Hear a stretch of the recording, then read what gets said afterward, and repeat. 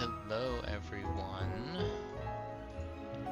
I hope you all are doing well this Friday night. Alright, so... Oh, hi Din. Hi Din, thank you for the 15 months. Holy shit. Thank you, thank you.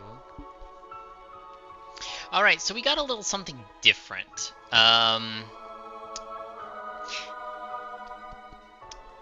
Yeah, we got something a little different. Something I think is going to be really fun. So... Well, I think we should just swap over and we'll just go with that. Hi, Mara. Hi. Alright, so... We're gonna have some fun with this, I think. Yeah, do you mind if I kind of give your stream a little bit of context? Absolutely. Actually, You know what? Go for it. a giant chunk of context here. Because I haven't ran a Ristov session in so long, it's okay if people have forgotten.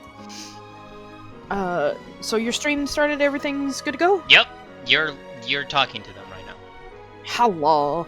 Alright, so for context, in the Metaverse RP that myself and Seer and many others in the community are a part of, I have my own little chunk called the Tales of Ristov, which is essentially, if you want to think about a medieval setting of people who kind of refuse to live in the modern times and live in the future of the world, and they have their own private settlements and sets of kingdoms that are all guarded. So, like, everybody who's used to going through portals and stuff like that, or modern technology, it's completely gone here. The most modern that you might get is a couple of mechanized things, or pulley system here, or things like that are easily fashioned if you're thinking about your if you think of your high-end fantasy and like Dungeons and Dragons and shit like that. Like I said, I haven't ran a session in almost 2-ish years.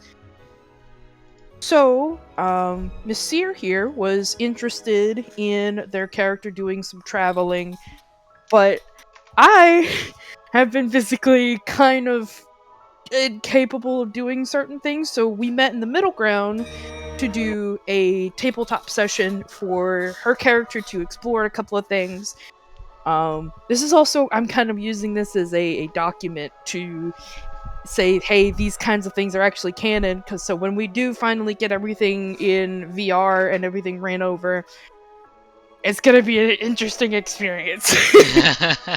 I mean, if trips to Ristov actually get to happen in VR, I am all for it. I would be excited for that. I'm intending for it, because I spoke to Oblivious the other night, and we were kind of, it sparked me a little bit, and this is gonna spark me even more to try to do it. But just know that the only reason all of this takes so long is my own fault, because when I started Resolve, I did like 86 models by myself. Jesus. And in order to run it again and update everything to 3.0 would also cause me to do that again. Understandable. So a lot of cast members' models are probably getting replaced, and a lot of, like, we have a map now. So, hooray! We have a lot of things. Yeah, I'm excited. All right, so let me see.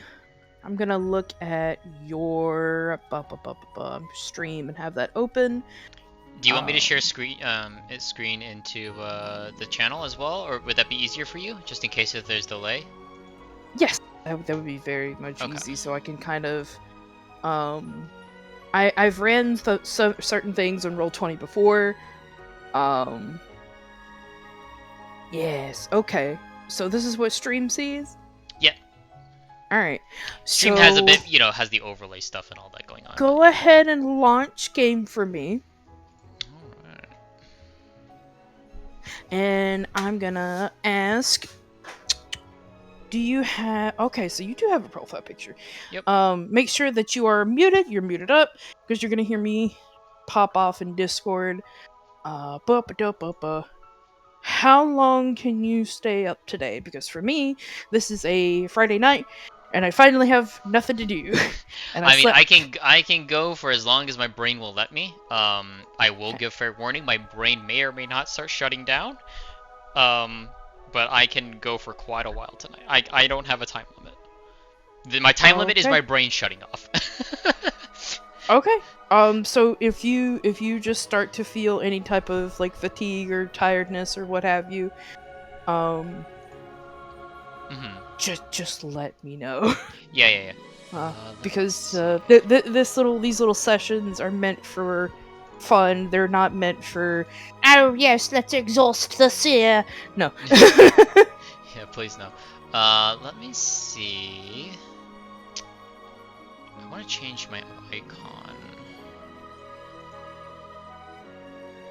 Also, you don't hear my fan, do you? Nope. Okay.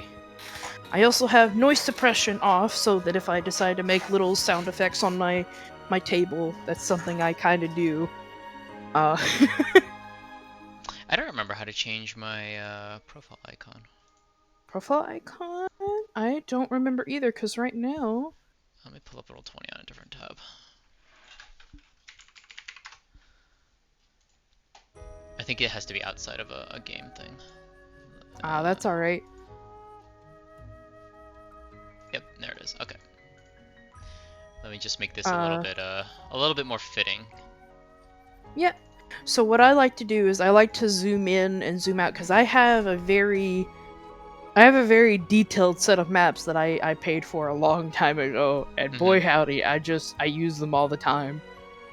Mm-hmm. So are you familiar on how to use Roll20?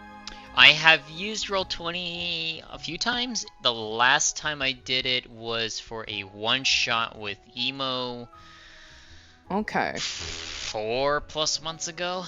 That was a while Okay. ago. So do you need a refresher? Probably. So I'm gonna do. This is why I brought you to the literal skybox here.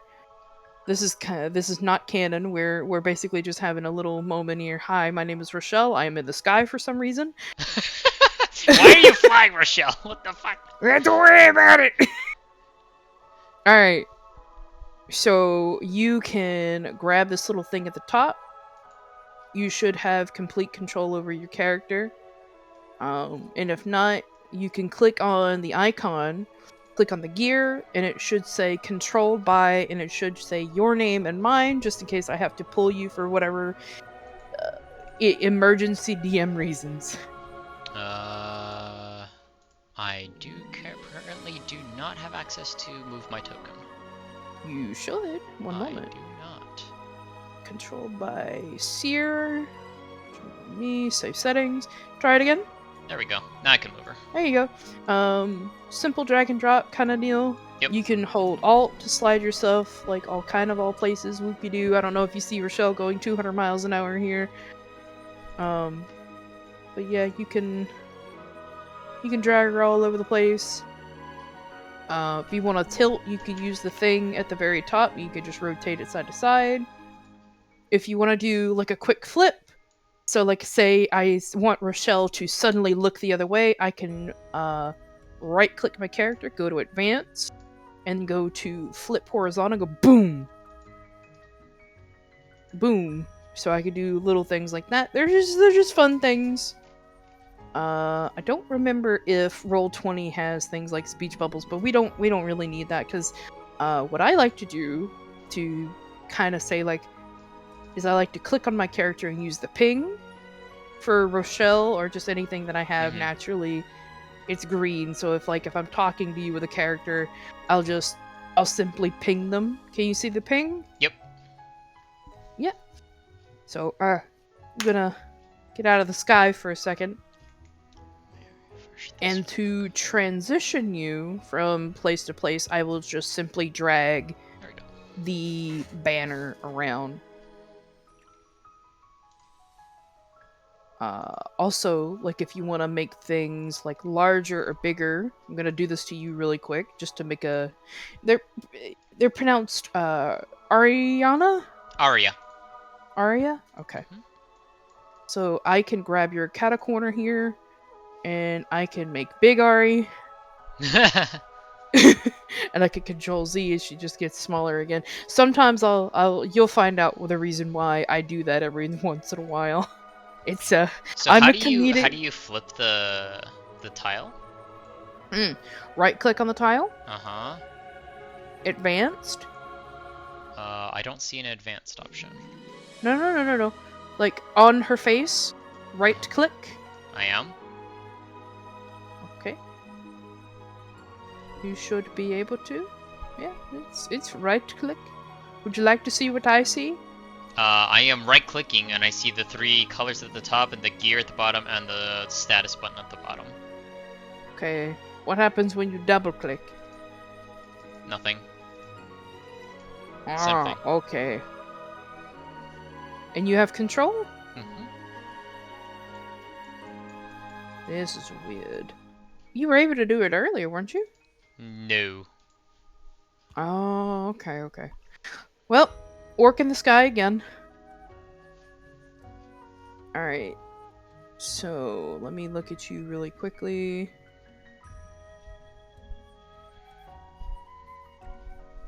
See if there's a way to give you advanced settings. 'Cause that's all it really is. If not, then it's fine. We can just imply that she, turns and looks at things and such. Mm-hmm. Huh.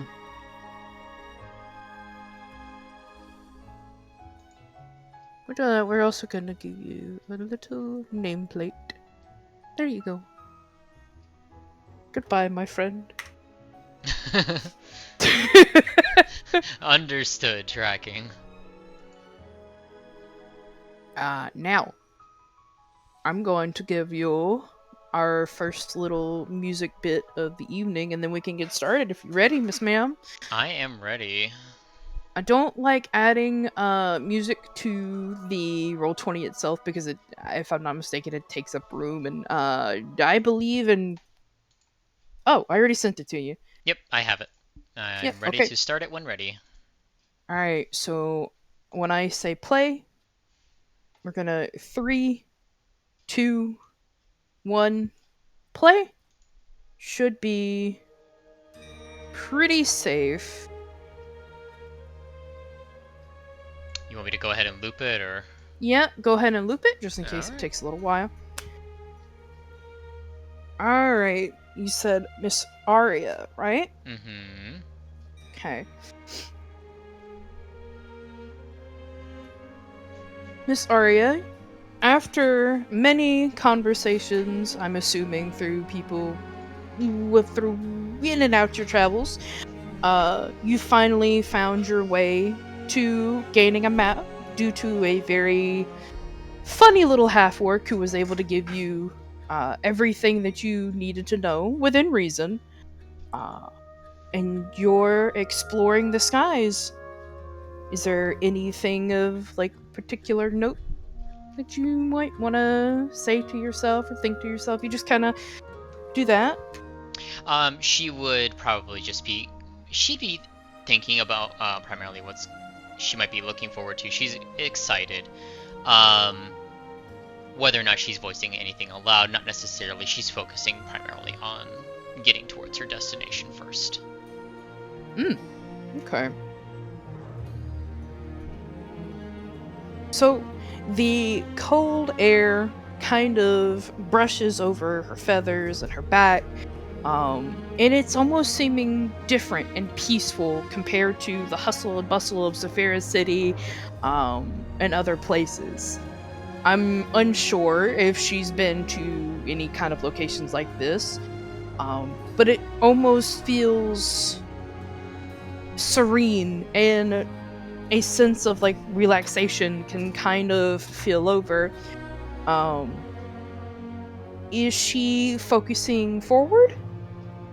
She would be keeping an eye on her surroundings. She would be keeping, she would monitor the wind currents and stuff like that to make sure she doesn't get thrown anywhere she doesn't want to by a sudden gusts or like pressure changes and stuff like that. In regards to how the environment feels, she is exceedingly happy. Flying for her is a freedom. It is a joy for her. She absolutely adores flying. And in this sense, she is reminded of home in a way. She, her flying above her home, where her home is located.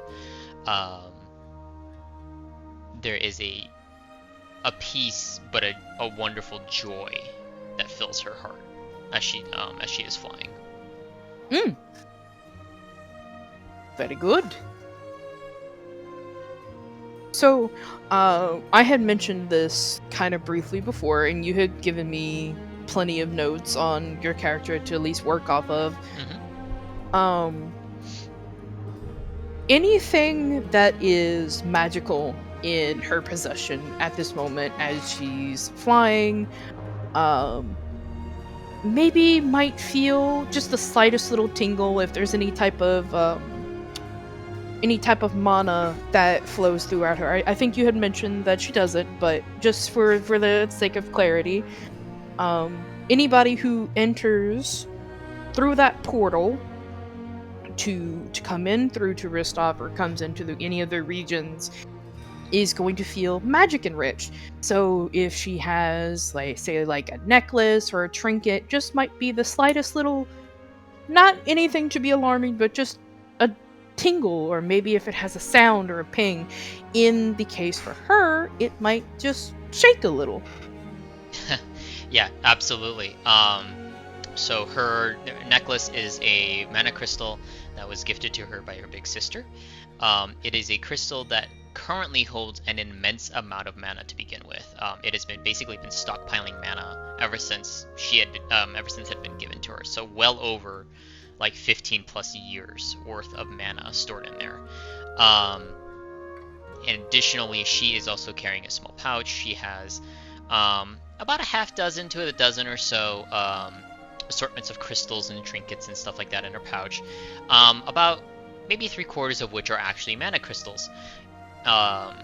In response to flying through this ether-enriched or magic-enriched area, she would definitely notice a sound. It's like just like a tiny little chime almost.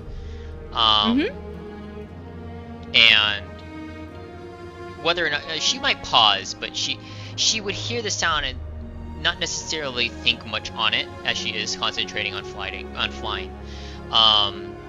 But she would have definitely heard the sound of it happening. Okay. So, continuing to fly for, let's say, like another 30 minutes, as you had passed through what would have been regular portals, they have each, in my mind's eye, each area throughout the metaverse will have different stylized portals because of like different creators and how they view the world. For Ristov, once flying over would have been just nothing more but a large, almost seemingly wrecked looking gate that's almost about the shape of an H. To someone with just the naked eye, they would see no portal, they would see no signs of the other world, as most like people from Ristov and around areas would kind of call that in their own way to refer to people of technology and just everything else going on in the metaverse, to be honest. Right. So, with that being said, I would like you to roll your first 20 for the night, because that's the system we're going to use for this. Because I'm considering off of this being a roleplay, not a campaign. But we still need small little fun deciding factors. Here you go. Okay.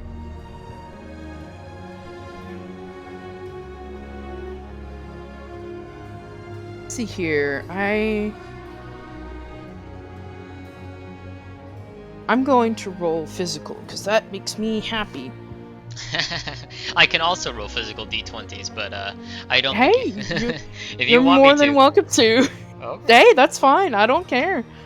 Mm. My rule of thumb is I do not count for player suspicion unless they're doing. I just got 3 natural 20s in a row. Then I'm going to say, okay, chill out. Because well, that's a topic for another day. So with your 14 and with your close monitoring to the sky, and everything that's been going around you, you're quick to notice the harsh flapping sounds of something just a bit ahead of you. You can kind of make out something almost snake-like coming through the air a little bit. I want to say maybe 100 yards or so. You can see quite well, but the beauty of the sky is versus the beauty of the ground is the clouds can kind of cover what you may see, but it's not going to completely disrupt it because it's just moving air, right? Mhm. And the sounds of the flapping wings are nowhere near soft. They're like booming and almost kind of like a tendency to have like a roar of thunder behind each flap. And it's, well, I don't know what knowledge she has on creatures. Um, she would have a decent knowledge. If you're thinking more of like rarer creatures, like towards mythological, not so much. More so of the common animals and bestiary is what she would be familiar with. Mm. That being said, she has been around the metaverse. She's been around Zephyr quite a bit. Yep. So she is aware of different creatures. Um, so it might take her a bit, but she probably could hazard a guess as to what something potentially is, depending if she recognizes something similar or not. Okay. So, what is she going to do? Is she going to investigate the sounds of the large flapping sounds and or is she going to proceed elsewhere? I think she will, from a safe distance, she will try and maneuver out and about from the clouds, trying to see if she can pinpoint where this is coming from, and try and get a better look as the clouds are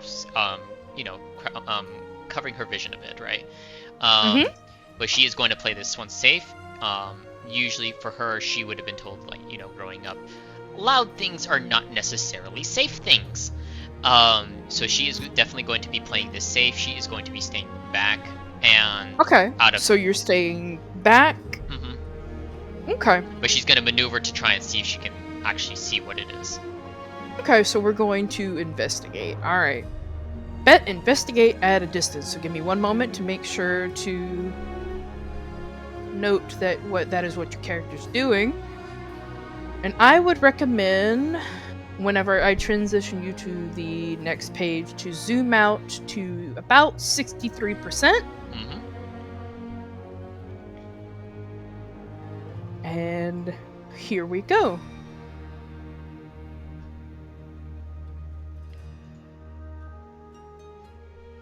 Had a feeling. All right.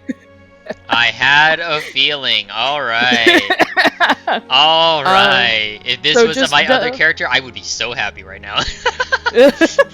All right. Are you able to control this copy of the token? Negative. All right, cool. Then this is what we're gonna do. I'm going to copy this version of your baby and then just paste her here. So, yes, we are on the start. All right. So, as she flies up just high enough, she can make out the shapes of different colored dragons. This is going to be, if she remembers anything that maybe Rochelle might have told her before leaving, dragons are revered as deity-like beings throughout the whole put a little huh without the whole of Ristov. It's not just the major kingdom. They don't abide by traditional means.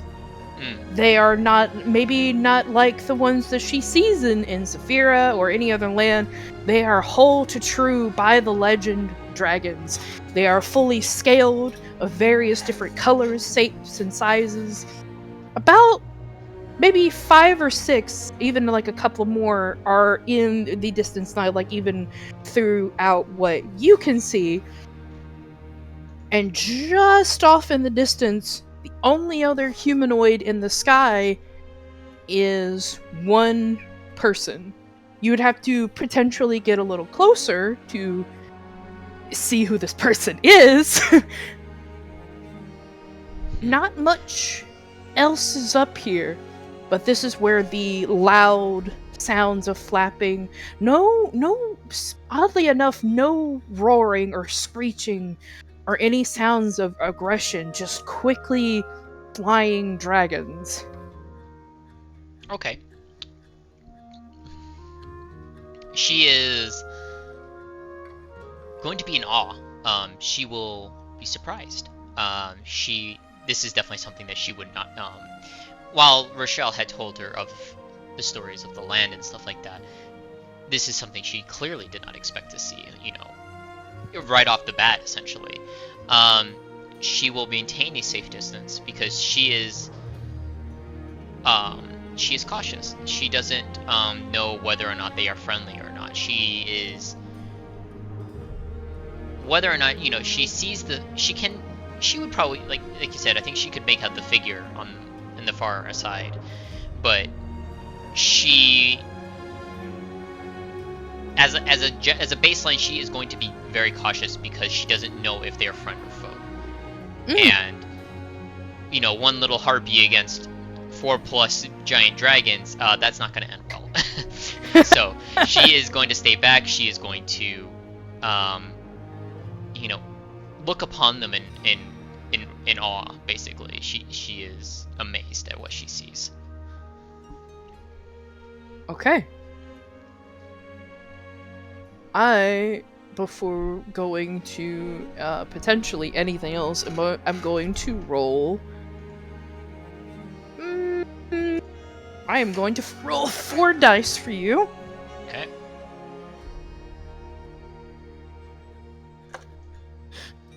Why, yes, that is just the moment of going, oh shit, why is DM grabbing more dice? Monk of fucking ass.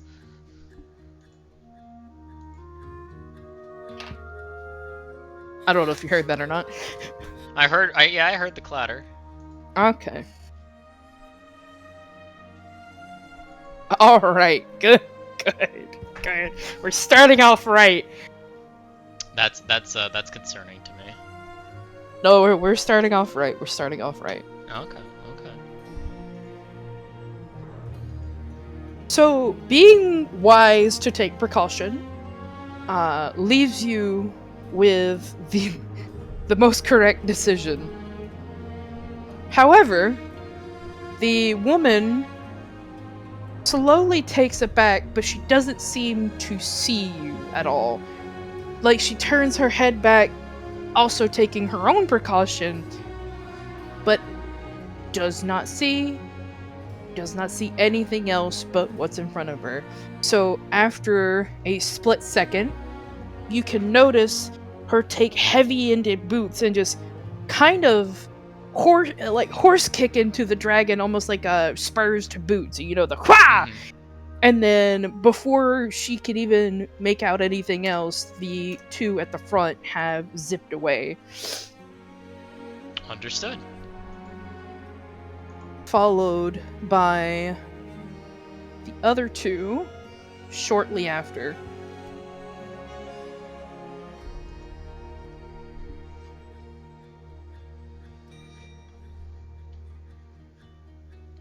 The only one that turns its head and could make out seeing you clearly has been this one right here. and this one takes off behind the rest of its party, not to be distracted.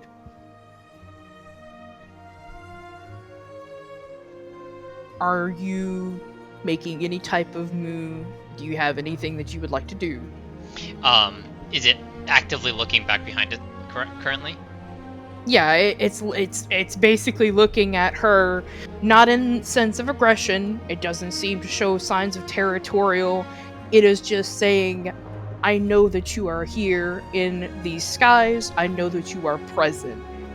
It's just trying to make sure that if it's the tail end of its party, it seems to be protecting them.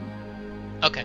Aria would, she'd noticed it obviously, and she would look for a little bit longer, and then she's gonna turn away and fly a different direction than the way that the green dragon is going. Okay. So the opposite direction? Pretty much. Okay. She doesn't want to give it the idea that she's following it or something like that. Okay.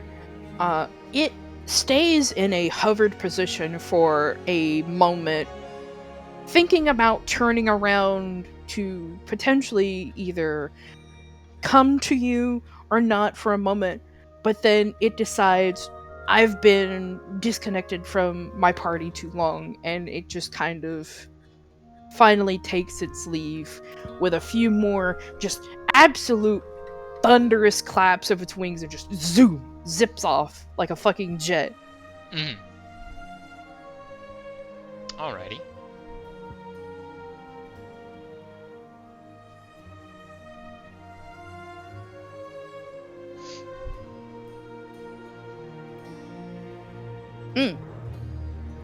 Feel free, like, if you ever feel like your character just wants to, just like, you're free to react to anything. Yeah, so she's still like surprised. She is, a little concerned that the dragon looked back at her and stuff like that. But seeing it fly away, she's going to breathe a sigh of relief, and she's going to take stock of her surroundings, see what's below her, see if there's anything recognizable in the distance aside from the dragons. Is there anything like landmarks, or is there land below her yet, or is she still like anywhere? Yes. I was just waiting for you to say she looks down. Okay, she's looking down. Those were the key words, because like honestly, I'm the type of DM that if you say, okay, I just fly straight through the sky, I'm gonna be like, well, there goes 5, 6, 7 maps. Nope, she's taking stock of her surroundings. What does she see? Alright. So just below her, let's see here if I can go ahead and get this going. It seems to be... Make sure I get the right transition correctly. There we go. Alright. As she finally takes her first glancing look at the road that she's in, I'm gonna send you a link here in a moment. Just so that you and chat both understand exactly where you're at.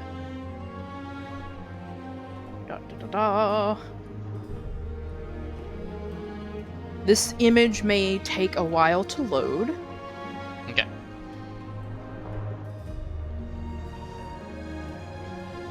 Ah, this image. Okay. I don't think she's exactly looking at her map at the moment, but just to have that open for you as a player.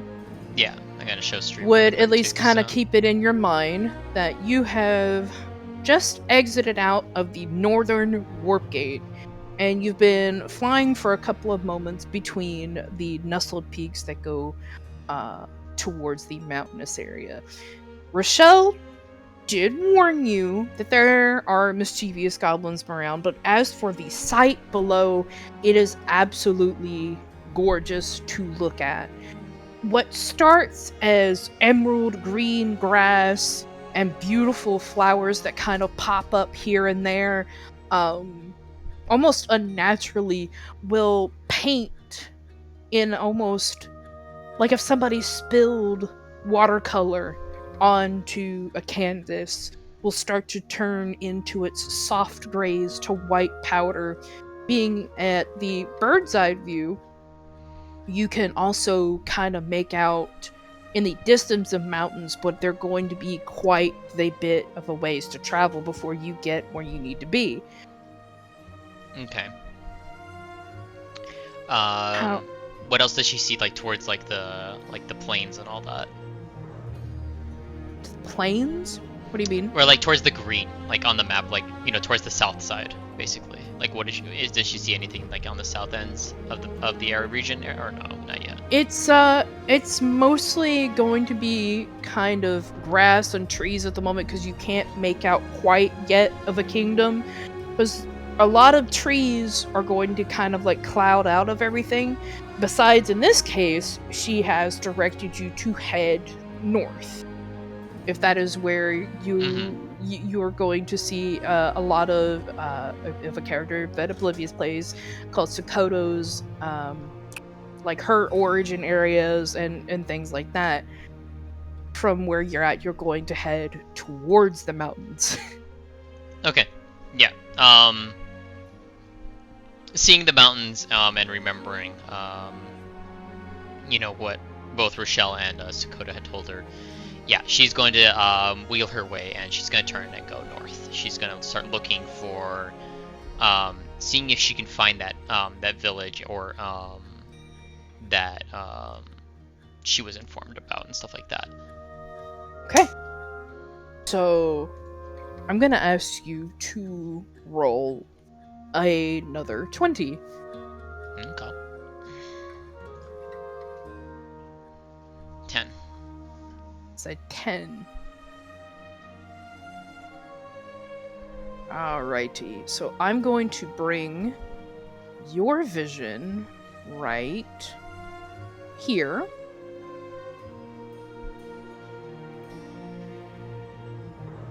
Let's see here. Did it work? I see a grassland and all that. Yep. And 2 characters. Yep.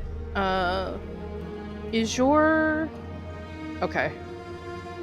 Okay, so you can move that one. Yep, this one I can move, yeah. Very nice. Okay. Good, good, good. So you haven't taken any decision to land as of yet, but I add tokens to the world in the just in case, the off sense that you decide to land. But below, just very faintly, she can hear kind of like the wailing sounds of a decently older woman seeming to have ran into some trouble, and a large, stoutly, more like, I want to say about 6 foot tall human male standing below a rock, and he seems to be in the position of wherever you take your hand horizontally and put it above your brow in kind of a lookout position. He seems to be desperately looking for something. Also, decently covered wagon, and this is just the beginning of the road where the grass is still very emerald green. So, much like I did with the last decision, what are you going to do? She will look upon these 2 people with interest. She will go down towards them. She will make her way down and land at about, I would say, probably around here, at a decent distance away from the 2 of them. Okay. Still playing a little cautious, but she would land towards them and she would call out. And now, pardon me, can you help me with something? Oh dear, what a moment. Oh dear gods, you startled the winds out of me. Oh, how can I help? Well, how can I help you, dearie? I'm looking for a way to looking for directions to through the mountains towards looking for the village that's up there. Oh, which one, dearie? You're going to have to be a little bit more specific. And she's kind of like hobbling over to you a little bit. The there's one that's like near a monastery or something. I'm not entirely sure I don't remember the name of it. Monastery. Hmm. Monastery. Hey, sweetheart, do you have a map with you? I do. And she'll pull it out and she'll point to where she remembers Rochelle pointing out where the general location was. Oh, I see. Do you intend? Oh, are you making your way to Soyoi then? Are you making your way to Yashi? Yashi is the one, yeah, that one. I see.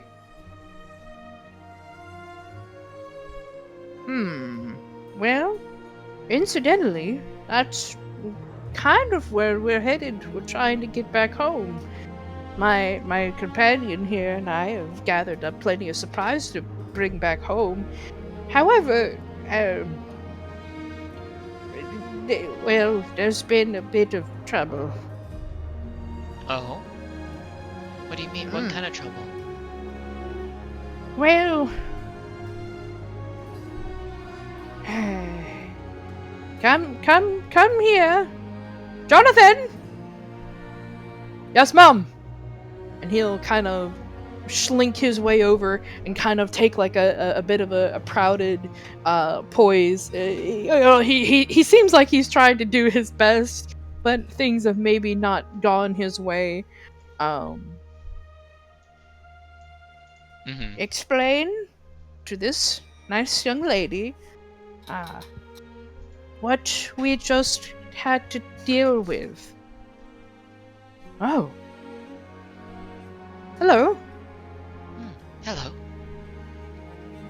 I don't mean to be so brash, but I've never seen someone like you before. I am visiting here.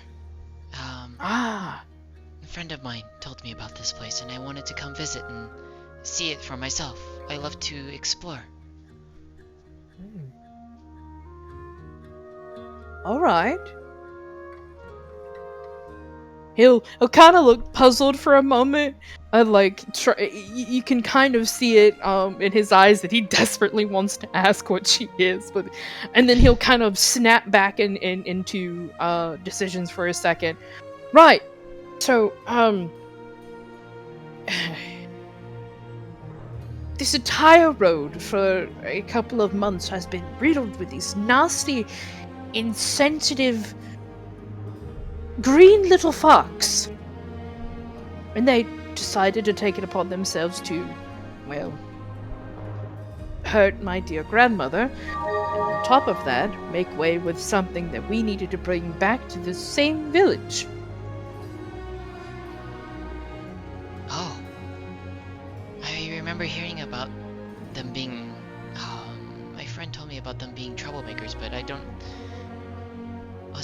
expect them to be that, well, I guess to be that bad when I got here. You're making a fuss out of nothing, Jonathan.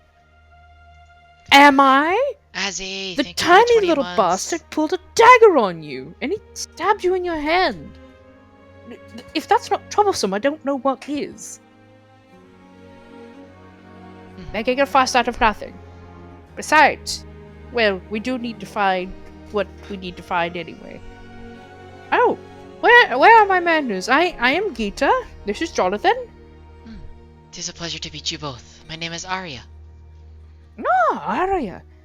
That's almost, what do they used to call it whenever the music would get loud? Right? Or was that a crescendo though? I think you're thinking of a crescendo. Aria is a is a song that is built around a soloist singer.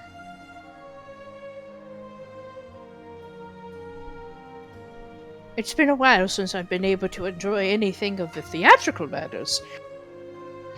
But I tell you what, if you're willing, and if it's only if you're willing to help us figure out which way those darn hoodlums went, I can help you make a safer travel coming up the road.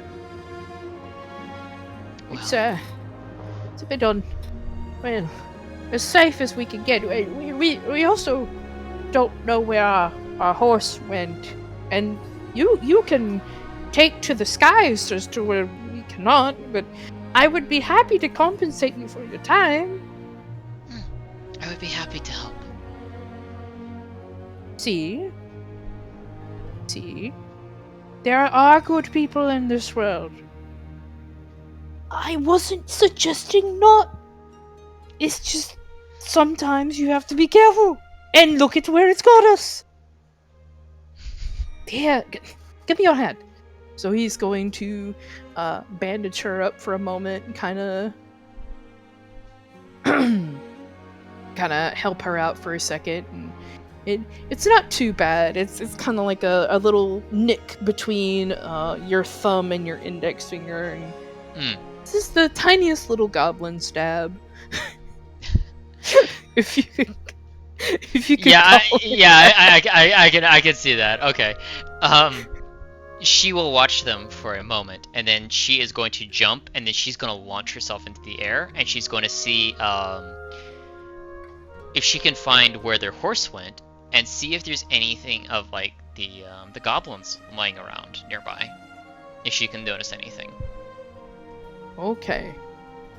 So they're going to look at you as if you are something amazing for a moment, because then they haven't seen much in relation. I don't want to say like a harpy or something like that, but there's actually not a lot of those creatures out in Ristov.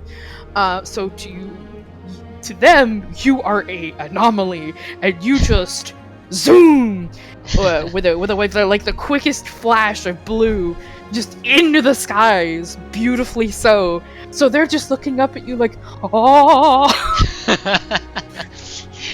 She's not gonna really notice that. She's gonna cast her gaze out, trying to see if she can find their horse, and then she's gonna look and see if there's any like dangerous creatures nearby or anything like that.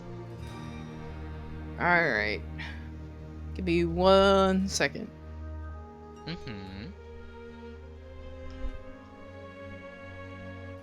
Do. I gotta remember. Ah, I see. I was prepared for everything but one thing. Was it the thing that I just did? No, the horse. Ah, the one thing that they needed, the horse. The horse. Oh my god. Let me, we're just gonna have a little fun with the horse, alright? We're just...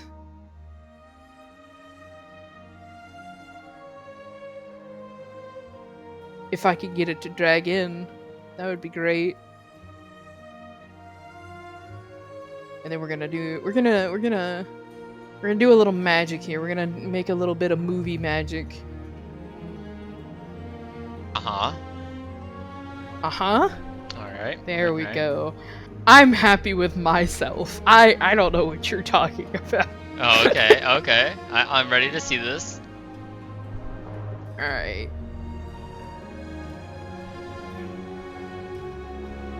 So this should be transition 2. Okay.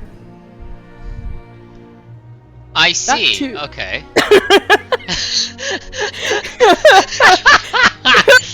All right. I like this. Okay. So not incredibly too far up the road. she can obviously make out how far in the air did she fly, by the way, if you can give like just a rough guesstimation. Several hundred feet at the bare minimum. Enough for her to like see a pretty fair distance. Okay. So with your beautiful birdie eyes, let's just put it this way.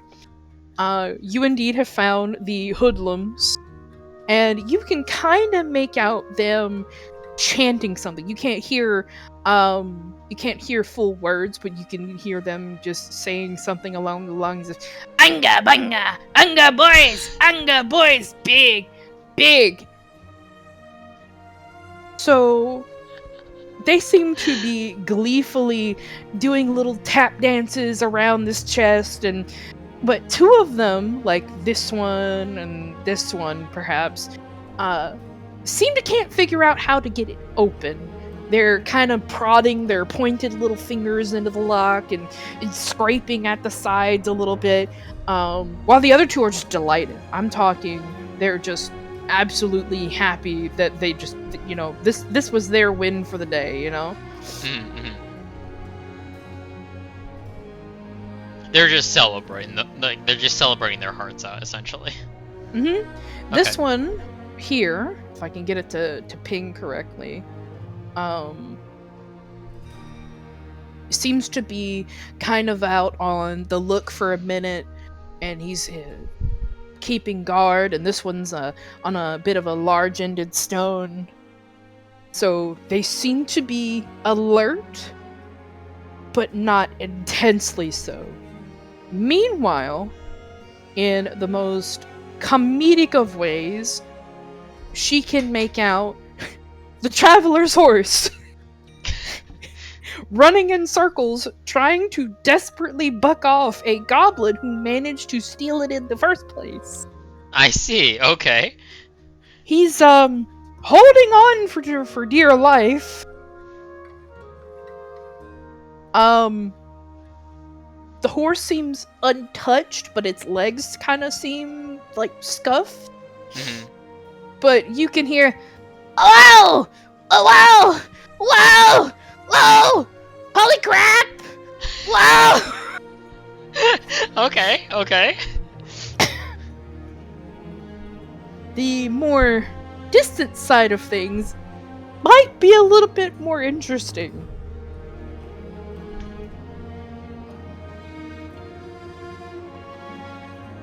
Roll me another 20 really quick. Okay. Okay. That's pretty low. She can't quite make it out fully. Can kind of make out maybe like the figure of a gentleman standing on the top of a rock, and then a woman who is laid down onto the ground like a few feet away from maybe you get a foot and a half from her. But she cannot make out their condition, and she can't make out further features. Mostly she sees, oh, well, here's the goblins. Mm-hmm. Taking the horse for a joyride. Okay. Alright. Taking all of this in and laughing to herself at the antics of, especially the one on the horse, she is going to return back to the two, and she's going to relay back to them what she has seen. Well, what did your peepers pry?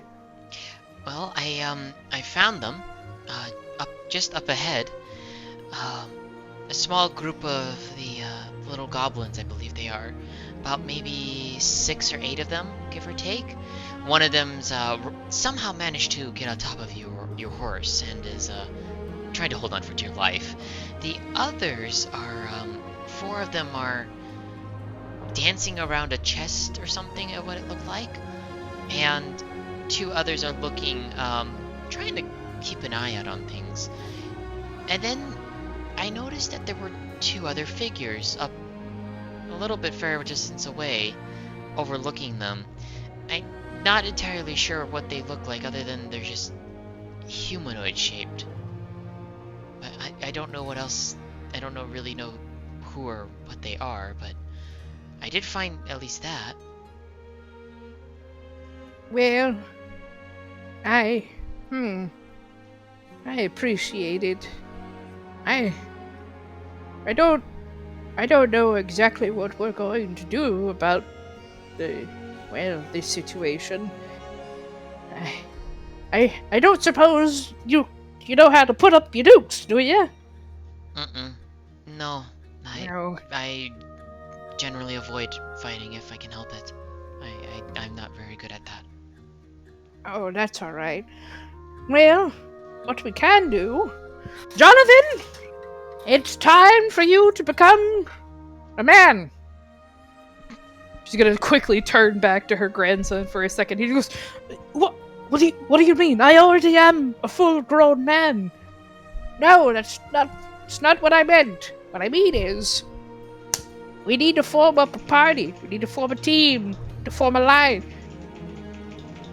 Grandmother, why are you speaking as if you've been in war? You've never been in war your entire life. What? Just tell me what you want me to do. We're gonna go hit them with something. I don't know what yet, but we need to get that chest back. Maybe we could find a distraction, maybe, or something. She's just gonna kind of like panically look between you and her grandson, like, I don't know. As a question to you then, Mara, what kind of weaponry would she have seen on them? Sticks, clubs, slingshots. Okay. And on the other two people in the distance, she would not have been able to see anything, right? Right, she would not have been able to see onto them. Okay.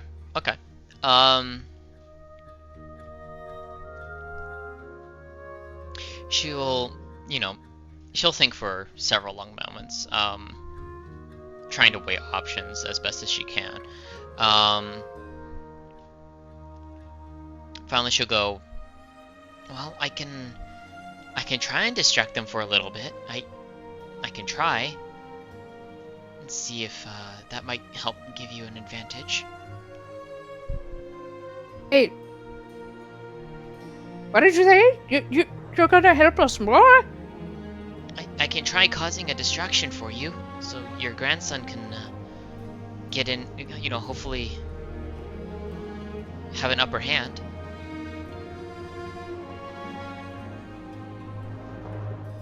Do you understand what the nice lady is saying? Grandmother, I'm not stupid.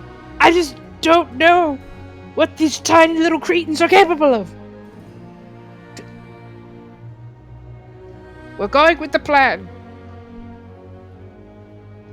Alright. And he's going to, like, kind of nervously look over himself for a moment and realize he doesn't really have anything on him. So he just kind of awkwardly stands up and puts his fists out and kind of like you know how like the big circus men would do the really cheesy fighting pose where they kind of bounce around trying. He said he's gonna do that for a second and then just start walking up the road. Okay.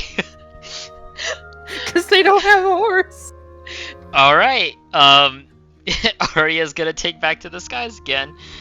She's gonna fly up. She's gonna wait until the grandson is close enough, where before he gets spotted, she's gonna do something.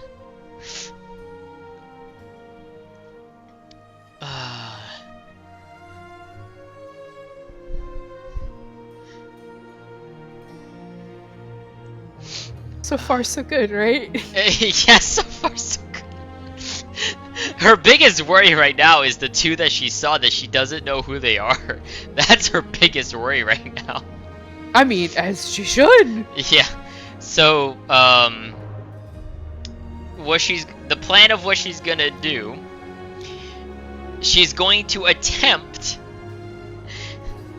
Hold on, let me get your token. Alright, go on. She's going to attempt to drop down onto the one that's on the horse. Okay. And she's going to attempt to throw to kick the goblin off of it. Okay. So, and then she's going to take off as soon as if she misses or if she is successful, she's going to take off immediately again to get out of range. Okay. So we're gonna have a little fun here. So you're actually gonna land on the horse, right? She's gonna land like right in front of it, just to like see if she can either spook it or spook the goblin off. If that doesn't work, she's gonna kick. Okay. So go ahead and position yourself where she's going to land or be positioned. She's gonna be like right here. Okay, so she's going to be facing in front of them. I think the token looks relatively good. I'm not sure. The size of it, does it look too big? I think it works for what it is, at least. So. Okay. So I need you to roll me two d20s. One of them to successfully attempt what you're going to attempt. Oh boy, here we go. And the second one, well, okay, so it's a 14. Oh, was it a 19 and a 14? 19 and a 14. 19 and a 14. Oh, hell yeah. So what exactly is she doing to distract the horse? She's just gonna drop down like a thunderbolt, and she's just gonna... The first thing she's gonna try and do, she's either gonna, you know how, like, when a bird pulls up from the ground, like, they kind of, like, they spread their wings to, like, slow down? Mm-hmm. She's gonna do that in front of the horse, and more than anything, she's gonna... Enough of a factor where she can't get hit by the hooves, and then she's gonna dart forward. If the goblin isn't thrown off, she's gonna dart forward and kick it. Okay. So the horse kind of like has a heart attack, but not in such a sense to where they fall over. The horse lets out as to where the horse doesn't know that you're trying to help. For all the horse knows, you could be this weird little booger freak on its back trying to help it, help it. So it's freaking out for like that split second, but then spreads its front legs apart, lurching to a halt, because when you came down, you look like you made an Iron Man landing. And it just has this wide-eyed stare of, what just happened? Who are you? What is this? Where am I? There's like a frantic just stop and a mouth opened, or like the bridle of it is like it's in its teeth, like just the most scared horse you've ever seen in your fucking life. Because it has no idea what's going on. Uh-huh. And from its back, you're gonna hear, "What? What happened? What? Who's there? Why did the horse stop? I'm glad that it stopped. Wait, did I just tame the horse? Is that what it is? Why did it stop? What happened?" Okay, and while the goblin's talking, she's gonna dart forward and kick it right in the face. Okay. And she's gonna take right back off again. Wait! Wait! Holy shit! Ah!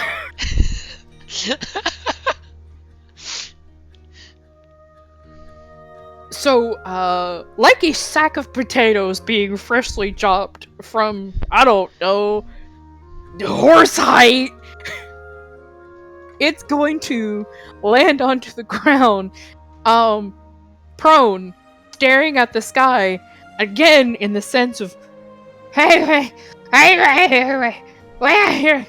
happened? What? And the horse is going to just slowly, just kind of trot its way from the goblins. This one, upon all the commotion behind it, is going to look that way. This one is going to look that way, looking for you, but you've already taken off.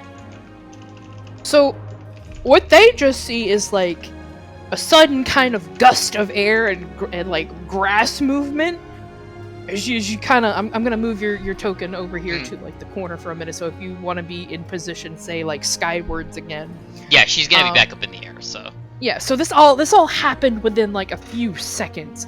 So they didn't even kind of get the chance to see what happened. All they think is, oh my god, you know, Brom the goblin here has failed to tame the horse, but the horse is still kind of scared shitless, gently trotting away from the situation.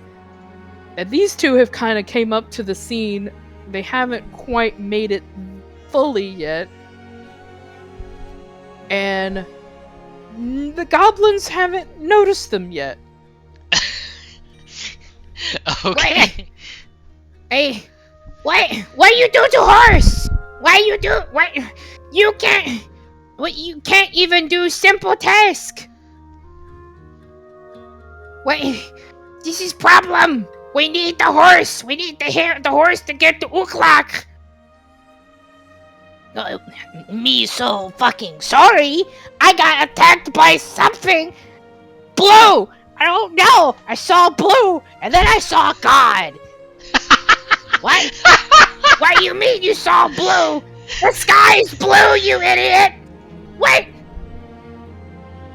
No! Different type of blue! Different flavor blue! Kind of slowly gets up. Different! Get the horse! Horse still scared! Get the horse! I'm supposed to be looking! No, you no look! Get the horse! So like the horse is at full blown, kind of just sprinting now. And they're just all starting to chase the horse. Oh no. Okay. From her vantage point currently, can she see? Can she get another glimpse at the other two figures again, and see if she might get a better look at them? Give me the other d20 roll. Alright. That's a no. No! What did you... Oh, you got a 5. Alright. Yeah, that's a 5. No, you can't quite make out what they're doing. Maybe you're potentially distracted by the absolute madness that is going on with these tiny bundle of goblins. Okay. Alright. So the two goblins are chasing the horse again. The horse is running away. The two humans are walking up to the four around the chest, who are also probably staring at the horse at this point, correct? No. These are all just staring at the chest. This one is like starting to turn around. So like if you want to get real technical with it, he's the only one who's really turned around to like look at the commotion going on over here. He seems to not have left his post. So either he's an immensely focused goblin for whatever reason, or he may have another reason for staying still. Which one? Exactly? This one. This okay. one hasn't left his post. Has he made movement at all? No, he's the only one who hasn't really been stirred by the commotion. Okay.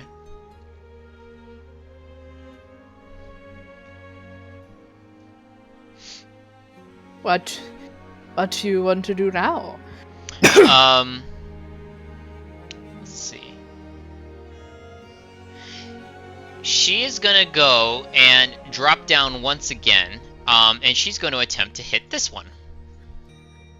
As its Okay. back is towards her, more than likely, staring at Yeah. the chest and or at the horse. So she's gonna drop down from behind, and she's just gonna lash her foot out and kick it in the back of the head as hard as she can. Okay. Oh my god!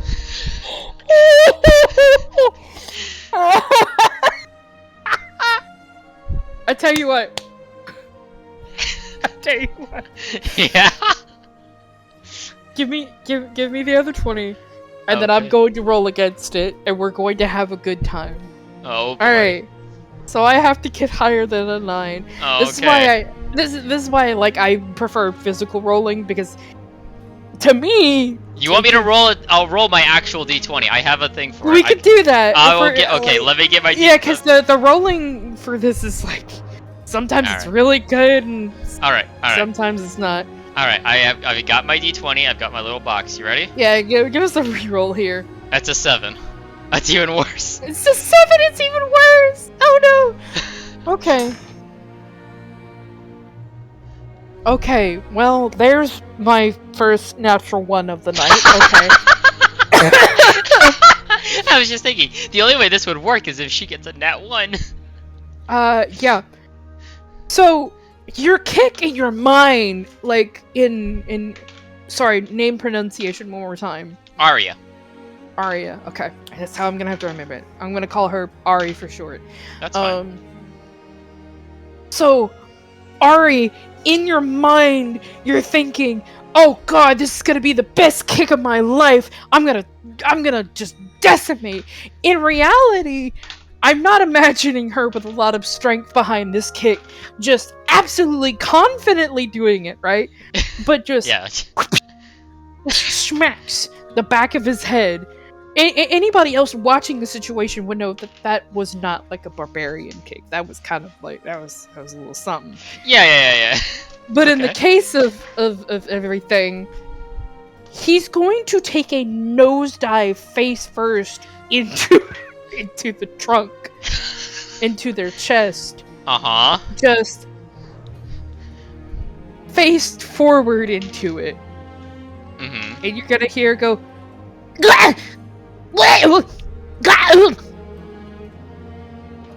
And then with that though, their attention isn't snapped onto the chest anymore.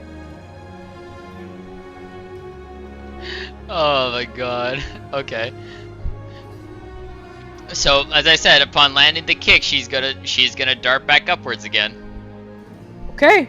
So she's This gonna time, back up- however, Oh, okay. because of the kick being the way that it was, Uh-huh. you're able to dart away, but they are starting to pick up their slingshot. This one here, particular, Okay. has a slingshot, and these two have sticks, like not clubs, just sticks off the ground. Okay. All right. So she's gonna go back up here. And she's gonna, Hey! get a safe distance away. Hey you! What?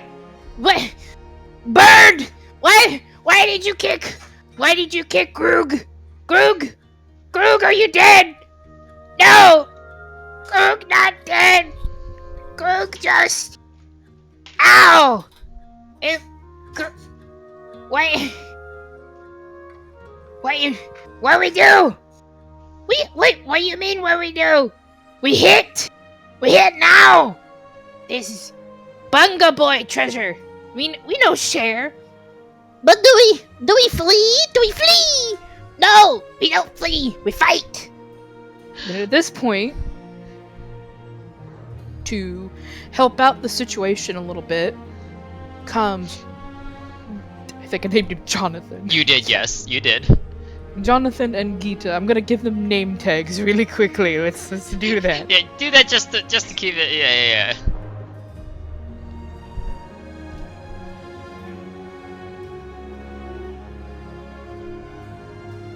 Did it show? I do not see them, no. Nameplate.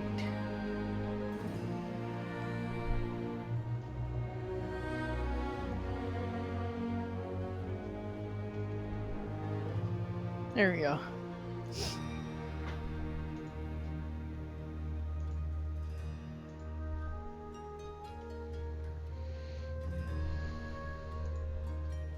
There we go. So I currently don't see them, but as long as you're seeing them, that's fine. Oh, okay. Is there a way to show that? Should be. I don't see why there wouldn't be.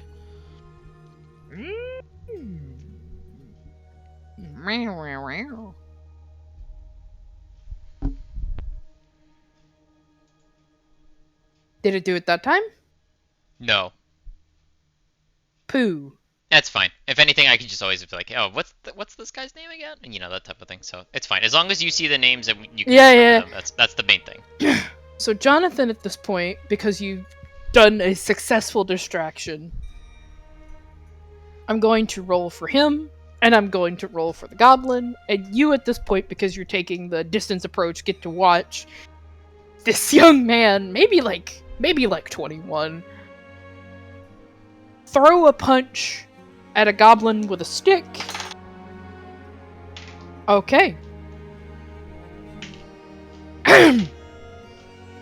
So, come on then, have at you, little bugger. I'm gonna toss one up, and then he lands in a nice right hook. Like he kind of has to awkwardly crouch down to hit. Then he lands, boom, a nice right hook off into the goblin, and it goes off into the other one, knocking it back that way. So we have, yeah, he did. Jonathan, for whatever reason, knocked the shit out of that goblin, and then knocked the other one back that way. So that one's knocked out. One, he drops his little stick, and then the only one left to cause any action. While that's happening, Horse, the goblin, and Gita are all moving close, but they're not absolutely there quite yet, because it's all happening very fast. Mm-hmm. This one still hasn't moved. But this one, however, is going to brandish its little makeshift slingshot with a cheaply kind of like really worn rubber band, and just kind of pull it back, just and just thunk. It's gonna slingshot a rock at you. At me? Okay. Yeah. Okay. What do you want me to do for this? How do What do you plan on? She's obviously gonna. Yeah, she's gonna dive it. Okay. You know, do you... I'm gonna see how well his aim is really quick.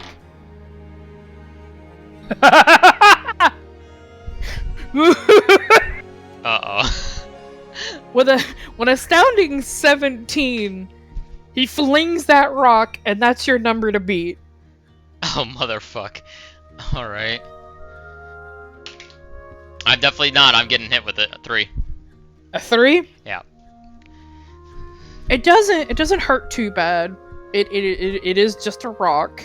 It's not enough to take you out of the skies, but to give you a pounding headache as he kind of lands it kerthunk in the center mass of your forehead. Oh my god. You just hear the tiniest little shitlord laugh down there, like, stinky bird! Oh my god.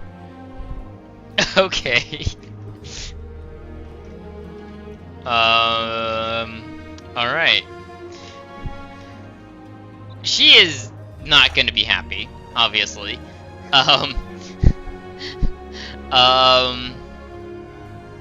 Let's see, how do I want her to react to this?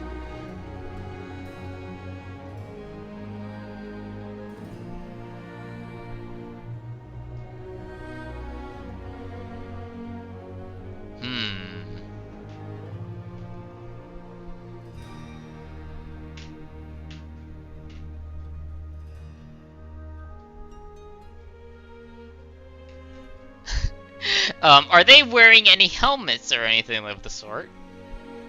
No, not at all. Because this one is. The rest of them just kind of have their various goblin hairstyles, you know, little funny mohawks here, little dreadlings there, some of them kind of going bald. You know, the goblin world, there's not a lot of hairdressers. Or at least not a lot of good ones. Understood. Okay. So the two closest to the chest are still out for the count, right? Yeah, so this one is knocked out, and this one's just been punched in the fucking face. Okay. And the other one who had the slingshot doesn't have it loaded currently, correct? Right, because it would take him time. He would have to find another rock on the ground, or whatever's in his pockets. Okay. Does the one does this goblin here did he have he had like a stick or something, correct, still? Yeah, he just doesn't have it anymore. Okay, is it on the ground, like next to him? Yeah, it's on the ground next to him. Okay. Aria is gonna drop down, grab the stick, and whack the fuck out of this guy on the top of the head. Alright. You know what I'm gonna tell you to do. Yep. And I'm one going or two? to... One or two? You know what? Give me 2. Alright, I'll roll 2 d20s. Nat 20 and a 3. Oh my god. Okay. Alright. Okay. So, with the force of God, you just rear back that stick, and it's just a stick. It's not a club. Yeah. You rear back and just pull out the vengeance on this one goblin, kind of just making his face look like pizza sauce just instantly. Oh my God. That was... If it was a club, it would have killed him. Thank God. But now not only is he knocked out, but because he's also knocked far the fuck away. Because maybe he's like, maybe 2 feet tall. Yeah. And he's just kind of unconscious. Okay. Alright. Alright. So that happened. We're just gonna do a little thing here, just for funsies. Mm-hmm. We're gonna just give him little markers, really quickly.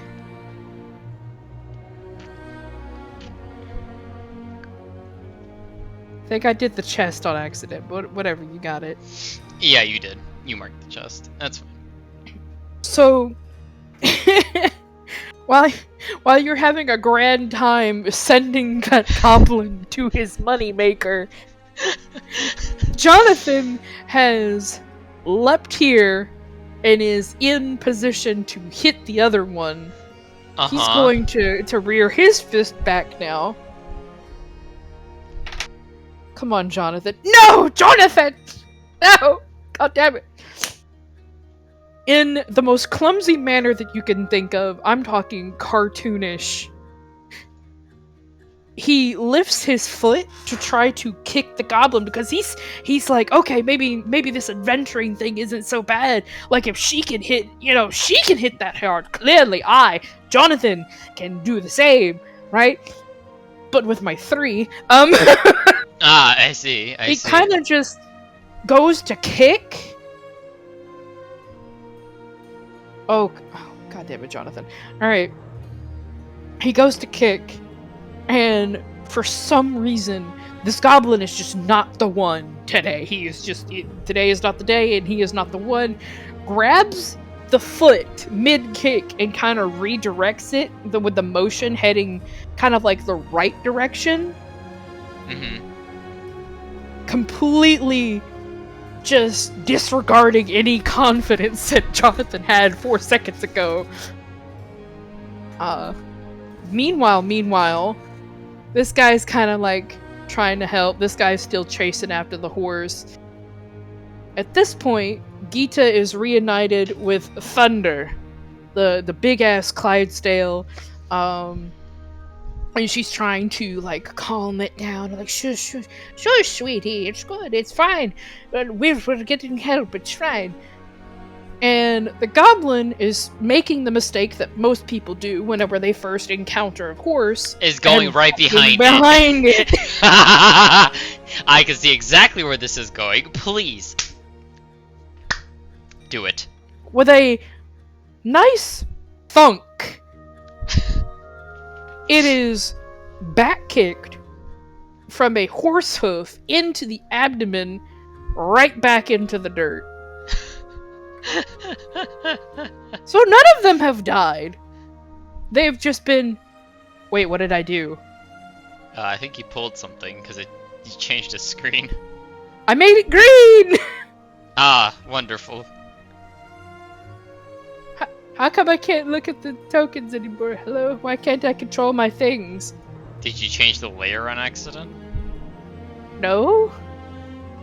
I don't What? know. What did you do? I don't know what I did. Undo.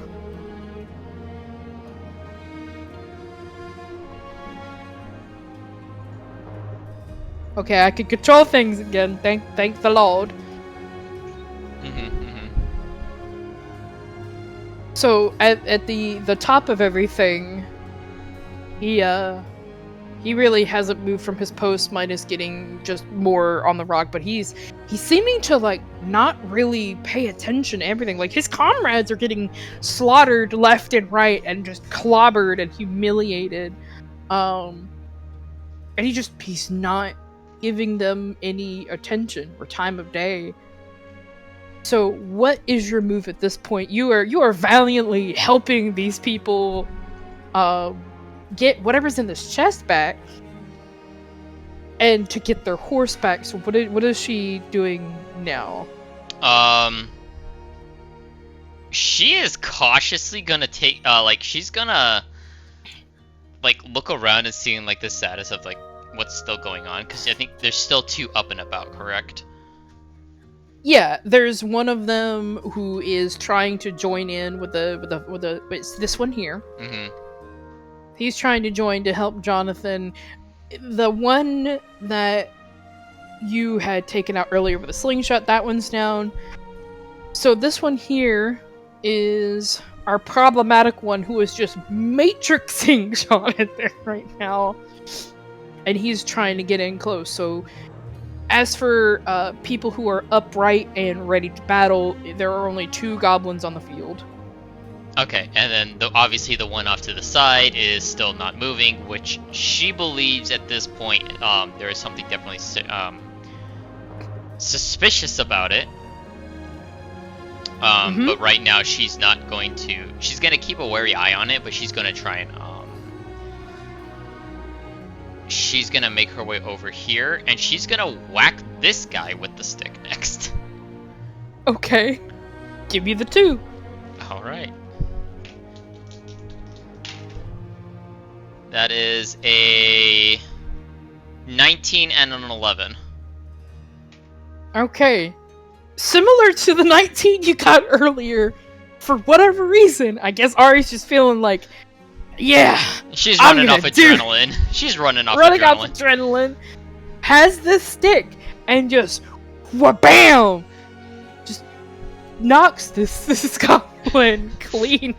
Just bring straight to the ground with a horrendous thud. And Jonathan just kind of looks at you for a second, and it's like the split moment where his foot's being put away and he puts it down, and then he kind of like in the crouched position looks at you for a second and goes, "Nice, that very good, good job." Hey, you're welcome. So at this moment in time, the last goblin standing, minus the sussy one, we're gonna call him Sussy Gabo, is contemplating what to do next, because while that kick is happening, someone has gotten back on her horse. Finally. I see. You have 2 options. Get trampled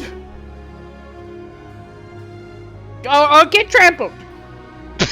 Okay.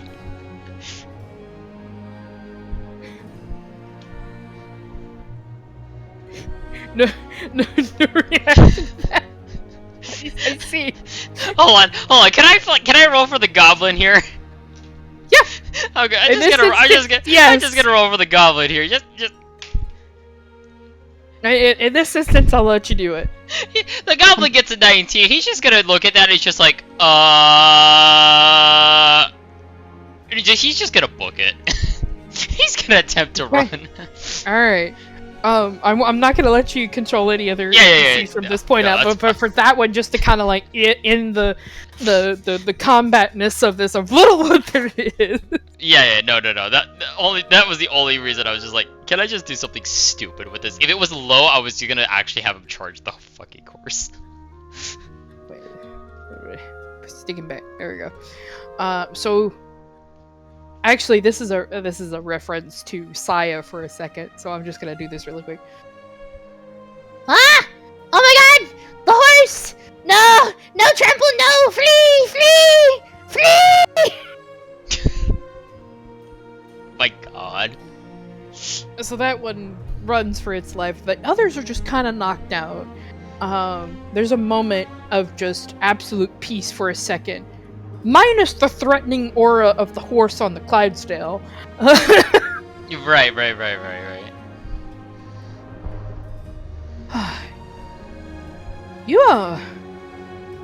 You're quite the interesting fighter.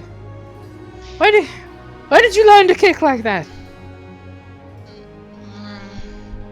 She's gonna be like a little shaken. She's gonna drop the stick at this point, and she's just gonna like kind of like caress her arms, like she's looking. It's not necessarily like battle shock, but she's kind of like awkward / a little embarrassed / like a little scared at what she's just done. It's just more so of just defending as best as I can with what I have available. It's not really anything special. This is true. To be honest, though, I'm still quite impressed. I think I might be able to get everything loaded now. He kind of like lurches to pick it up, and you notice the weight behind it causes him to have to crank his knees in order just to get it off the ground and off of like where it needs to go. And on top of that, the knocked out goblin slowly just kind of slithers off the side of the chest and kerflunks into the dirt. I see. Okay. Aria's gonna take a look back at the other sussy goblin. And she's just gonna be like, let's get moving before they wake up. Let's just go quickly. All right. As you're turning, I'm going to say, do you have a D12 on you? Yes, actually. Where is it? Grab that for me. Got it. Yep. I got mine. Mm-hmm.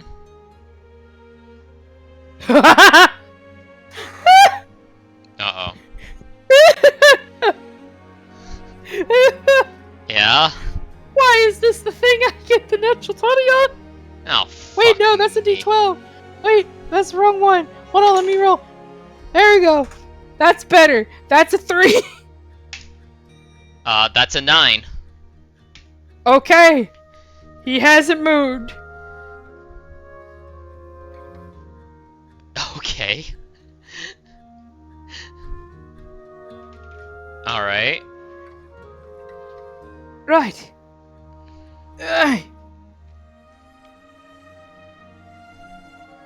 He's starting to load the chest on the back of the horse. She hops down for a second. Load the horse. He's tending to the horse's legs for a moment. Oh. Yeah. Should we do anything about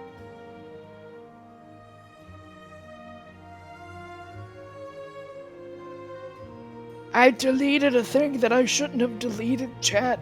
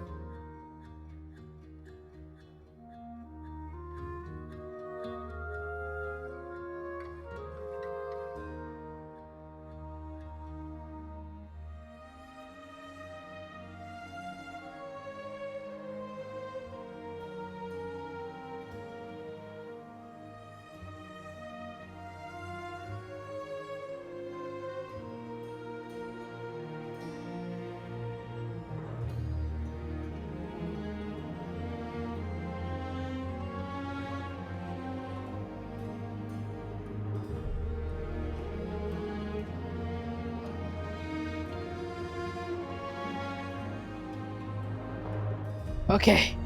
I don't know if you can hear me, Seer, but I need to get food too. I'll be right back.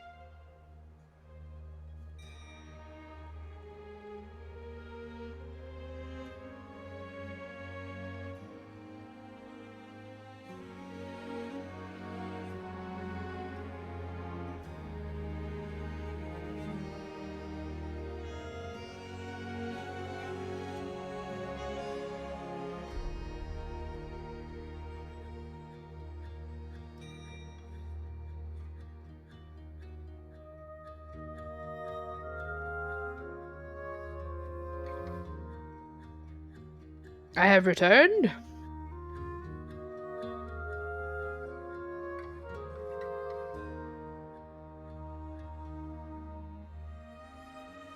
And it has popcorn.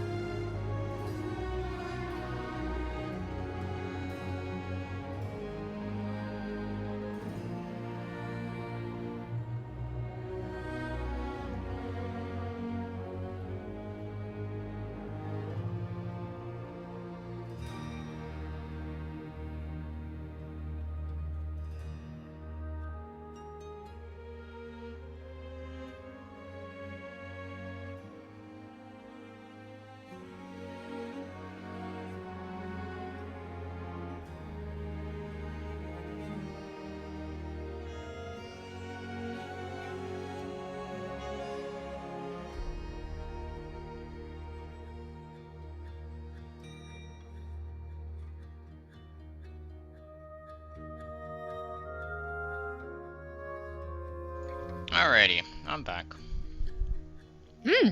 Oh well. How well? I am Crunch. I'm munching on. I shouldn't say munching. I'm sucking on a lozenge. How are you feeling, by the way? I am having a lot of fun. Okay. That's good. Very, very good. Alright. So whenever you are ready to go, just let me know. I am ready when you are. Okie dokie. I'm gonna take one last bite so I don't crunch it into the microphone.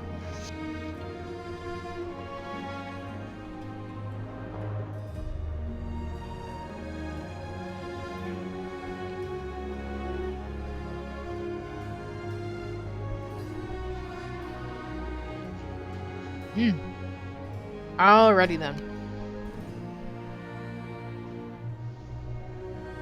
After a few troubled moments, Gita will go get her great big ass horse, which is pulling the carriage with ease, and they're rejoining back to where you guys had made it back up to the road.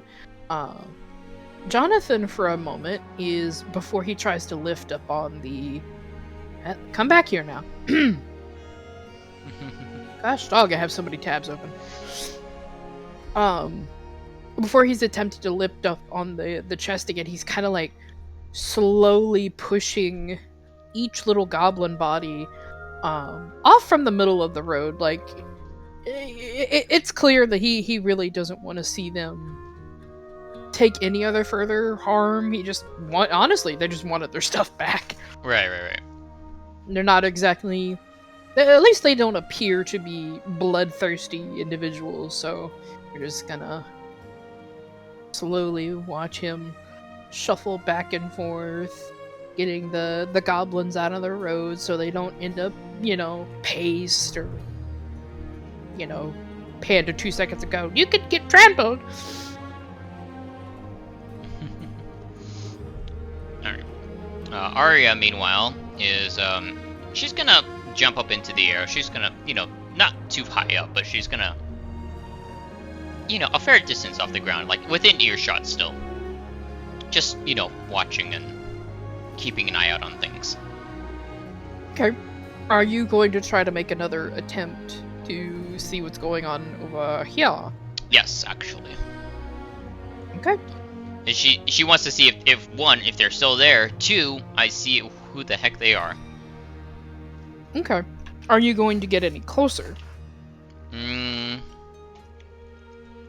Probably this would be like around here, but like higher up, obviously in the air. Like this would be like, the closest she gets. So you've gone like a few feet further. Okay. Yeah, I didn't know how to account for sky. Instead of literally putting you into the sky. Okay. So I'm going to roll something very quickly.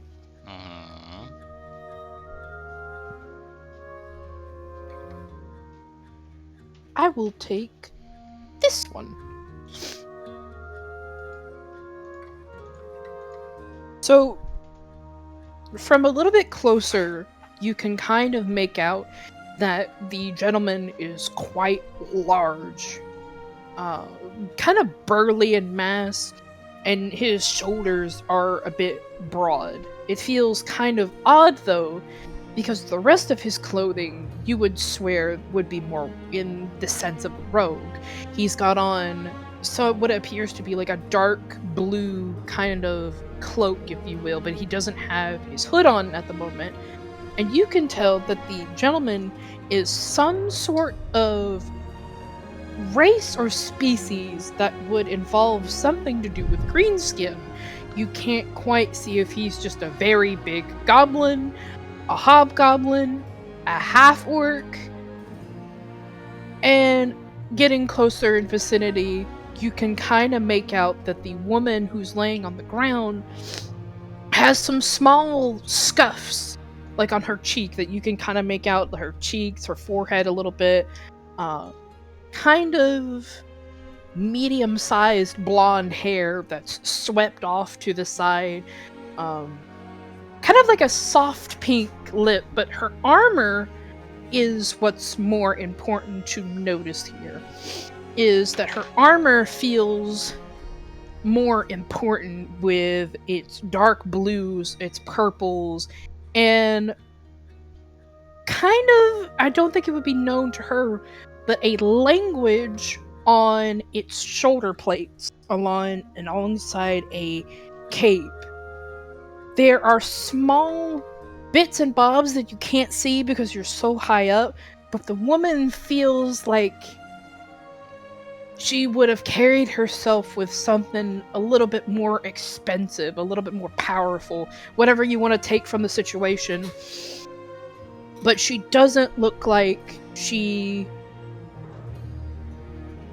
would fit the mold of a poor man's supper, if you know what I mean. Okay.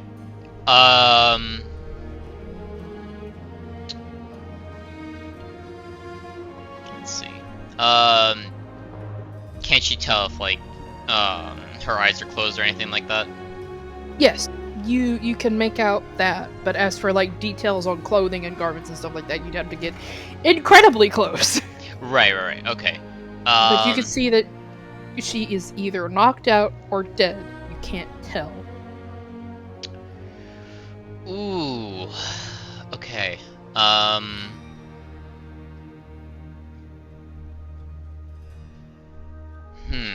Okay.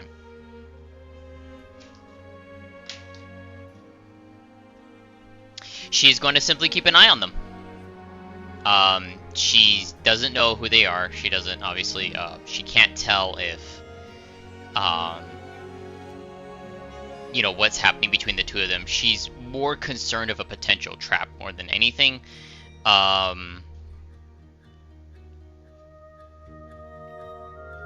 She was going to simply keep an eye on them right now.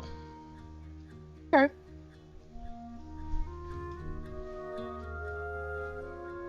Hello? Dearie? Hello? Yes. Oh.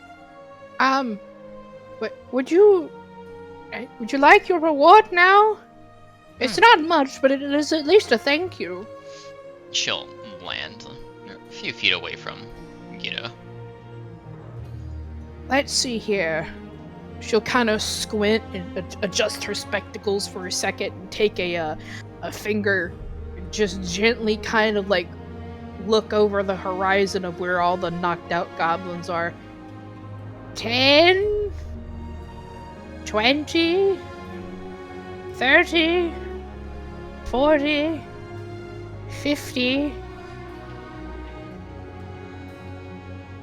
Yes, 50. And she's like rumbling out in a pouch and whatnot. Do you like shiny things? I always ask. I very much like shiny things. Okay. So from one wrinkled palm, she's going to produce exactly 50 gold. That's 10 gold for each goblin head. Aria's eyes are just gonna go wide in surprise, and she's just like, "Are you sure?" You helped me and my grandson, and I can reward him later with supper, and he needs to learn how to fight anyways. But it took a lot of courage to do what you did, to just not only help someone you don't even know, but to jump into something as dangerous as what goblins could be. Don't get me wrong, these were the smaller parts of things, but goblins, once they get up into their numbers, are very dangerous. Little ankle biters, but they're dangerous. She will hesitantly nod, and she will smile at Gita, and she'll be like, "If you insist, then I will happily accept this. And I do. I am glad to have been helped you out, both of you out." I mean it. Also, from the bottom part of her pouch, she's going to pull out a very small ring that it looks like, for humanoid fingers, that it would fit a pinky finger almost, with a tiny little blue stone. It's almost... I always say the word wrong. Cyan. Cyan. And that as well. Well, what do you make of the last one on the rock there? Do we just leave him alone? She will take a look at the ring and then, for a moment, and then she'll take another glance back at the one that she's mentioning. So, that one hasn't moved, and I'm not entirely sure if it's even alive at this point. Well, he's standing, so I don't think he died standing up. I'm not sure. Something seems very off about it, and she will drop her voice to a very low whisper. There are 2 pings nearby that I'm not entirely sure if they're friend or foe. Oh, you're talking about something not as big as a goblin. You're talking about something bigger. I'm talking more like humanoid, yeah. Oh, I see. I don't know who or what they are, so I'm concerned about getting any closer to them. I see. Well, Jonathan, I think it's this time we don't meddle into other people's business.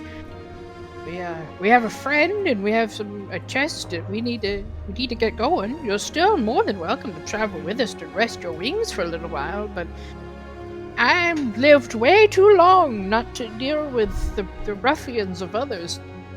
What did they look like? Well, she will pocket she'll put the gold and the ring away in her pouch, as she's speaking.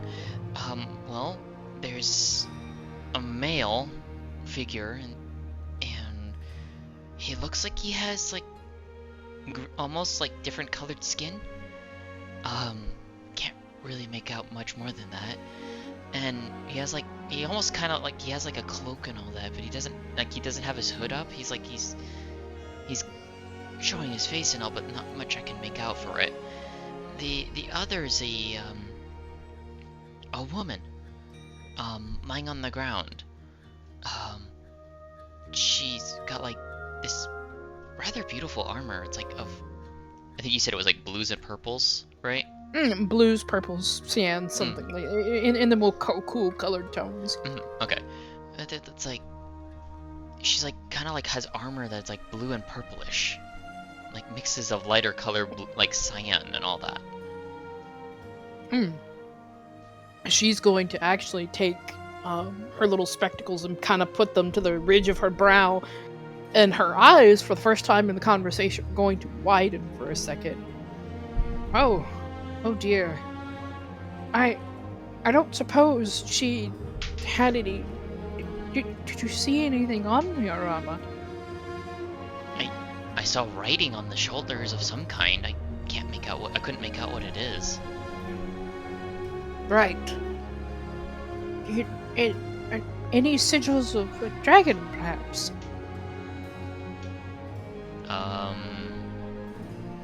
I'm gonna ask you as a DM, did she notice any of that? Because I don't remember if you said so or not. I didn't, but I'm giving you the opportunity that if you want to get closer one more time to try to take a look, you can. She's gonna jump up into the air, and she's gonna take a closer look. A little bit closer, but, you know, as safe as she can, but she's gonna get closer. Alright, so position yourself on the board. Probably right about here. Because I think I was here last time, so she's gonna be, like, around in this area. Okay. So, very calmly, you're gonna notice the goblin below kind of start to look for you for a second. I'm going to roll for his perception to see if he could hear you up above.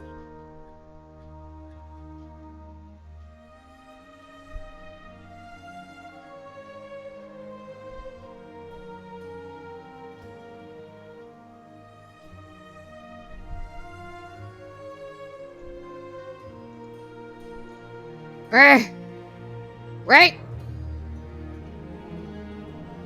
I thought I heard some boings.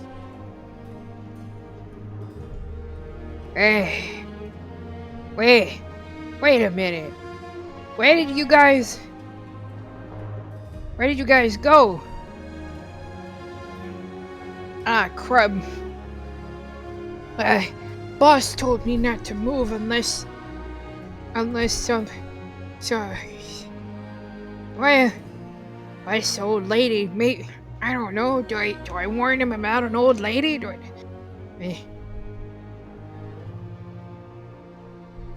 Maybe they ran off already? I don't know. But I don't, I stay, okay, no, I made a decision, I stay here. He said, don't move, keep watch. I'm assuming she hears all of this, correct?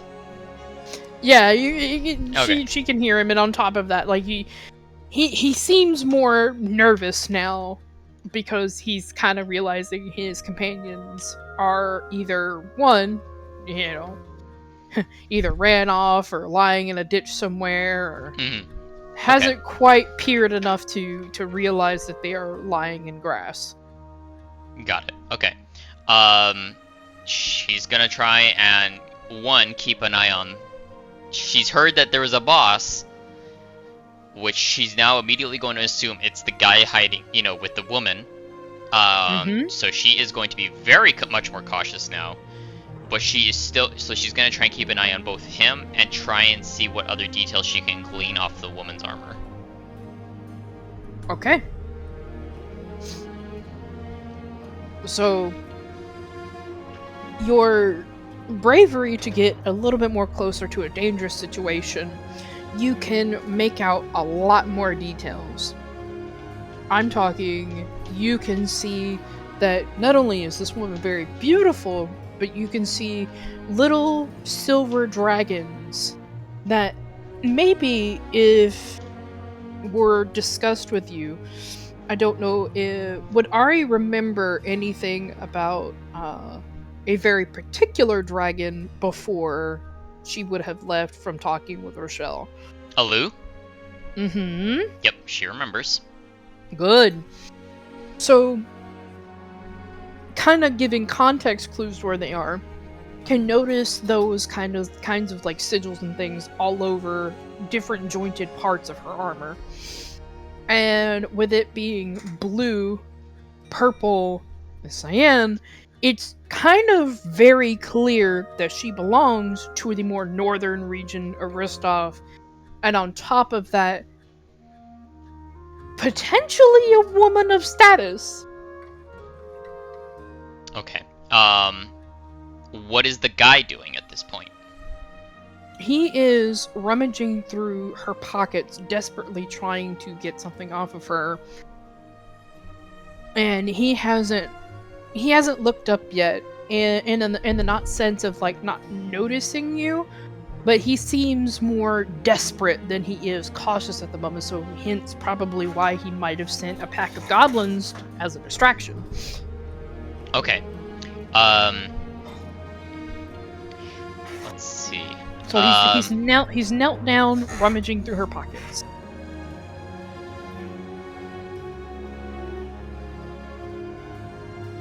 Okay. Aria is gonna quickly come back and land in front of Gita. She is. Oh, hello. You asked if she had sigils. She has sigils of a silver dragon. Alu, I think is what they're called, right? Oh, yes. Okay. All right. There's a guy. The guy is rummaging through her things.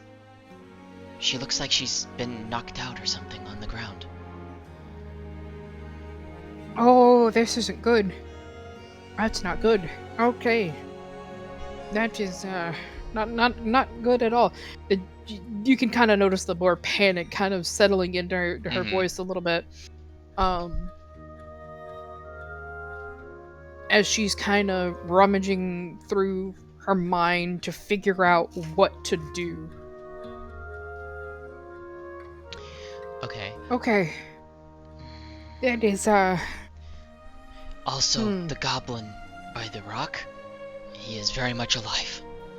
He said he was put there to keep watch by, I'm assuming, the guy who's rummaging through the woman's pouches right now. He seems desperate, trying to find something. If we wanted to act, we probably could catch him by surprise if we moved quickly. Okay. Alright. Oh, I hate asking him to do this. Alright. It looks like we don't have any choice. Jonathan? We need to form another plan. He might have, Come closer. Wait. What did you say your name was again? I'm sorry, my mind. My name is Aria. Okay. Other than we need to come up with another plan. What do you mean? We're taking care of the goblins. What else could there possibly be? He's someone may have Miss Luna in their midst. Miss Luna? What the devil is she doing out here? She normally doesn't go anywhere close to the warp gate.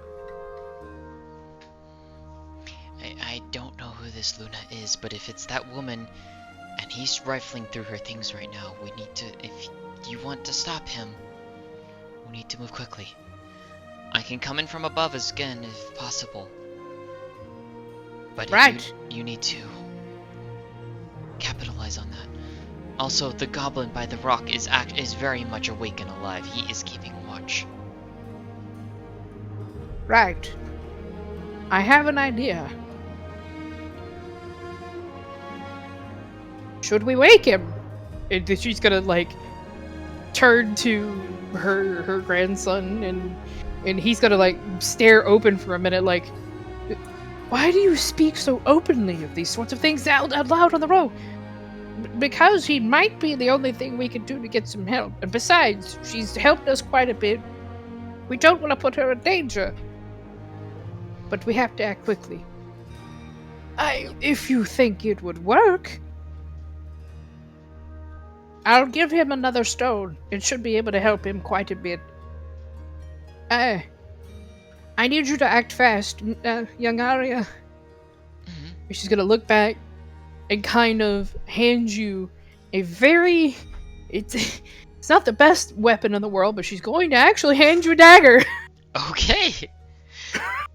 She's gonna take the dagger and she's gonna look it over and she's like, okay, I can work with this if need be. You and Jonathan try to deal with the goblin, and then Thunder and I are going to do what we do best.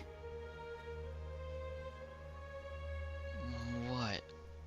You gonna charge at him with with your horse? The entire thing. Oh, that's. Her eyes are gonna go wide. She's like, "Oh, I hope you don't hurt Miss Luna or whatever her name is." I hope not either, but if we're gonna catch this bastard by surprise, this is our best hope. And in addition, She's going to kind of get onto her knees, hop off into the cart, and say, Go ahead! it's the best thing we've got. We'll come back for the chest, but I need you to make that one last distraction. If he tries to hurt you, get out of here. It's not worth your life. Very well. She's gonna look at Jonathan and she's like, I'm going into the air again. I'm gonna try and land on top of the goblin and knock him out with this dagger pommel. Alright, so what we're gonna do is we're gonna have a different change of music because we've hit into something. Alright. Alright. My music's paused. Yep.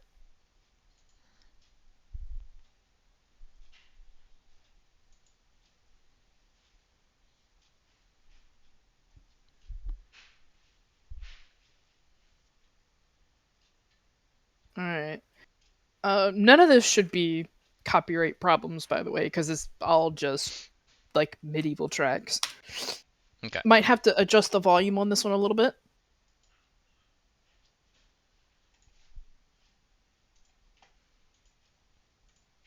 And tell me when you're ready.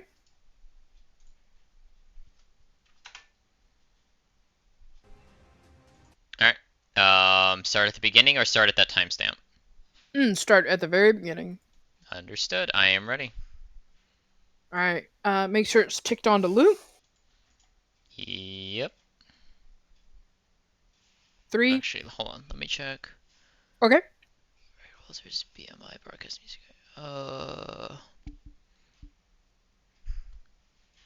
It does have licenses on this, so I'm a little concerned. Oh, where does it have licenses at? I can there's a tab at the bottom under the about under the thing. Okay.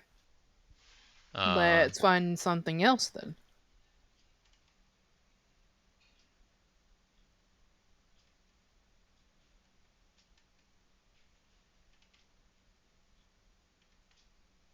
Yeah, just to be on the safe side, because I don't know.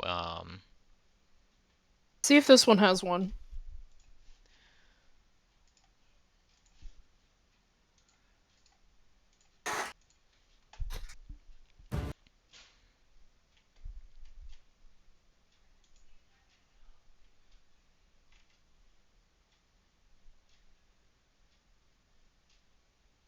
Does that one have one? Let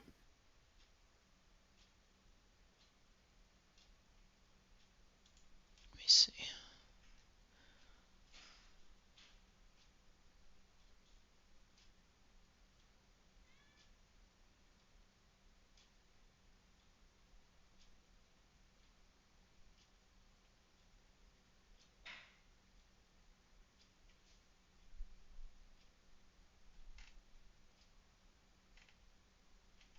This one should be fine. Okay. Okay, we'll run with this one. This one should be fine. We'll run with this one then. Alright. Alright, so when I hit say play, so 3, 2, 1, play. I got mine on loop. Okay. So Gita basically told you, okay, to go ahead and make whatever distraction you're going to do, but I will leave it up to what you want to do. Alright. This could potentially be a dangerous situation. Alright. Aria, because they're wanting to take care of the goblin first and foremost, she is gonna jump back into the air, and she's gonna get decently above, like so directly above the goblin, so like right here, but like not anywhere close towards the gentleman. Mm-hmm. And she's gonna wait for Jonathan to get close. Like she's gonna hover and adjust a decent ways from the goblin, but like she's gonna be like above and behind a little bit. Okay. So, with a little bit more inspiration to watch how brave Aria is being at the moment, is going to follow suit. And he's going to run about here. Before the two of you start the ambush, Miss Gita is going to be getting onto that carriage for a second.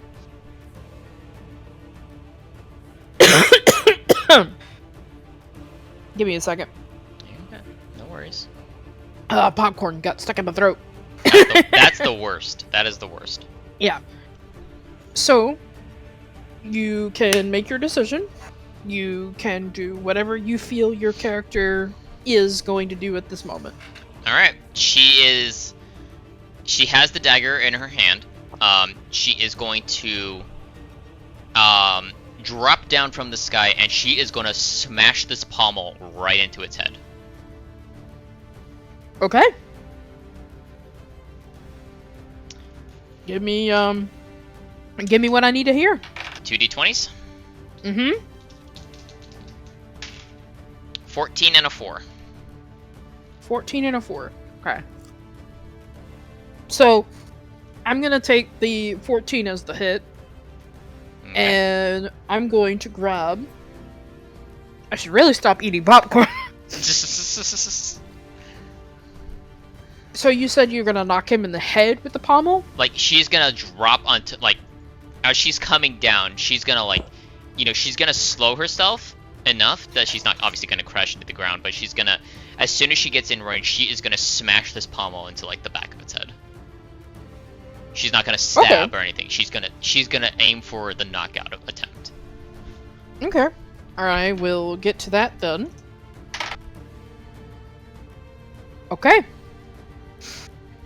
So, you do quite a bit of damage enough to, like, stumble him and slide him off to the, like, kind of, like, knocked him off balance and he kind of skitters off of the rock, but kind of lands leaning against it to where he's upright.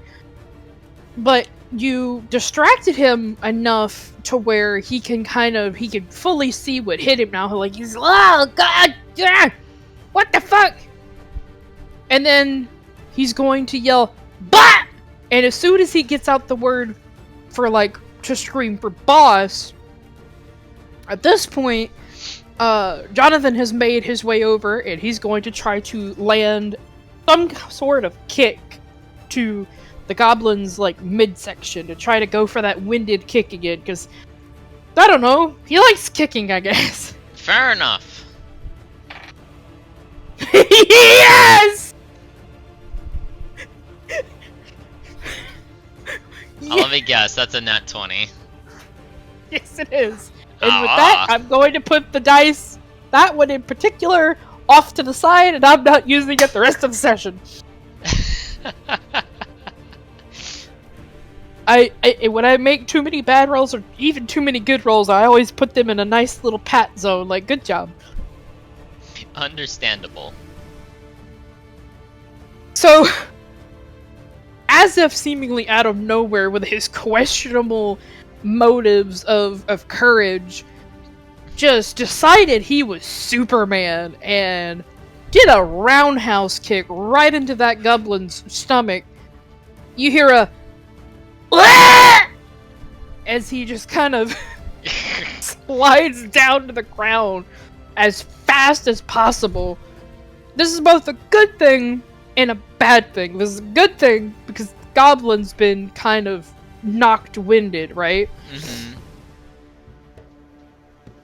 But the bad thing is, that was really loud. Understood. In the moment of things, not only has Gita taken her moment to ignore that, but don't ignore that, has hopped out of her wagon, and also has a man. She's getting ready for the charge.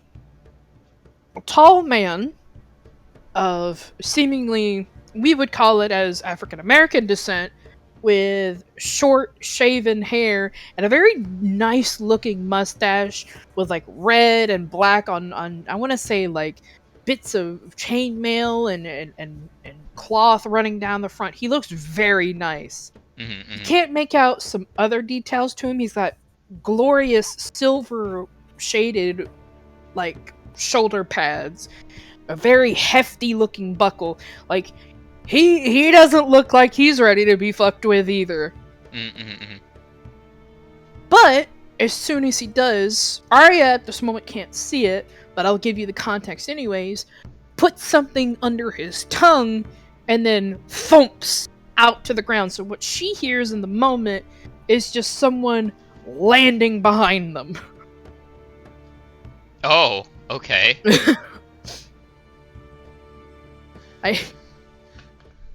Alright. So at this moment, what is your next move? After taking care of the goblin, she's gonna go back into the air. She's gonna try and see what is going on with the other guy who's been rummaging through this woman's belongings. Mm-hmm. What does she see? Alright, so where's your token wise? Like, where? She's gonna be, like, right around here. She's gonna, like, look down. Okay. I'm gonna roll 2 of them. Going to put these ones that I've been using to the side, and I'm gonna grab 2 new. It just, to me, it gives like a fresh restart to like each encounter.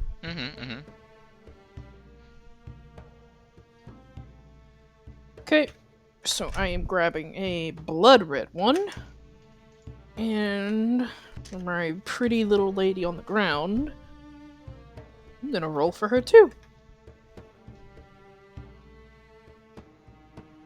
These are details I don't mind sharing because, honestly, this has been a lot of fun to do. Yeah, exactly. I'm enjoying this. Alright. Back at my desk. Should really move my dice closer.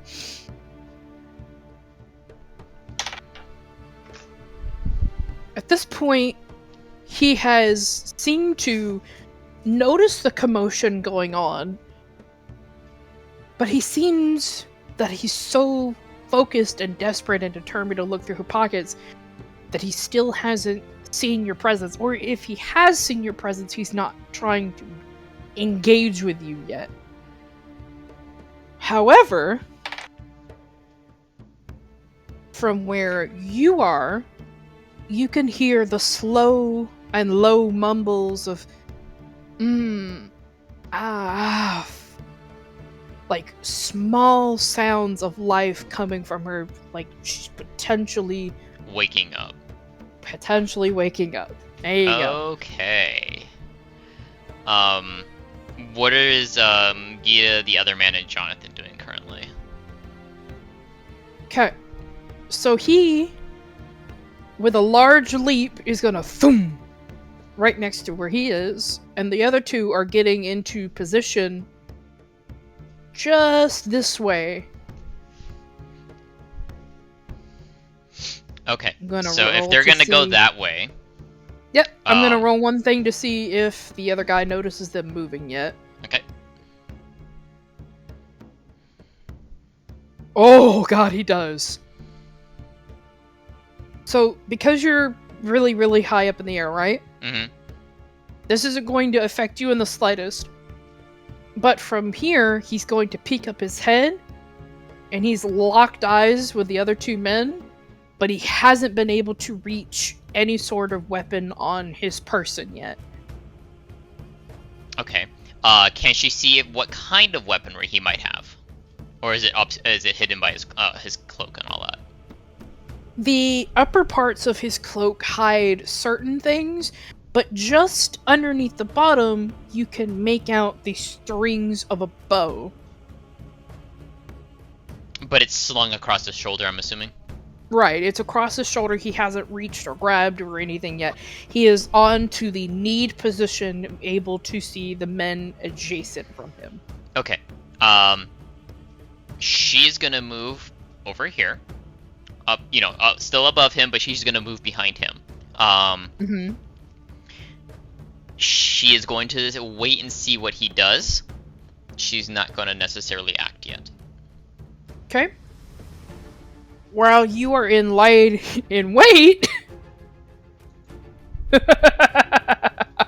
Oh boy. That's the hooves of justice. All right. Hold on, let me get this entire perspective in here for you.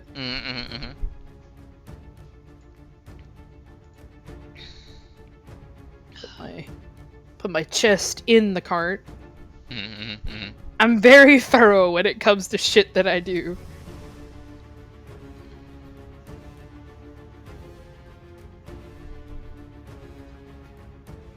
If I could get it to do, that would be great.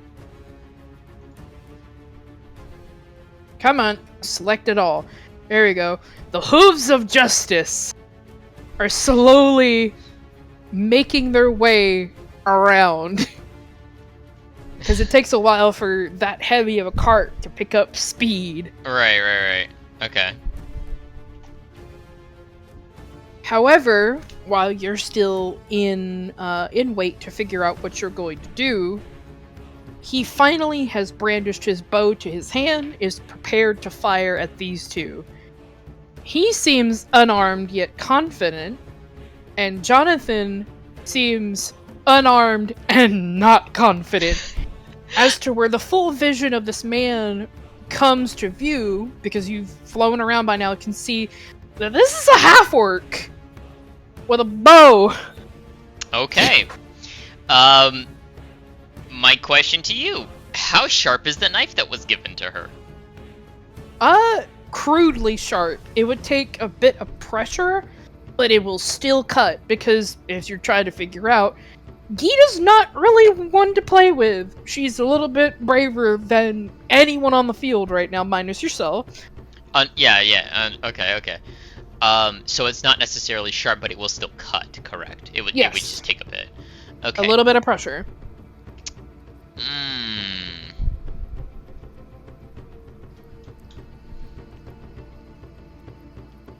Is the bow knocked and ready? He has it arched, aiming at one of the two men. Okay. Oh, this is such a bad idea, but I think I'm gonna do it. Aria is gonna drop down.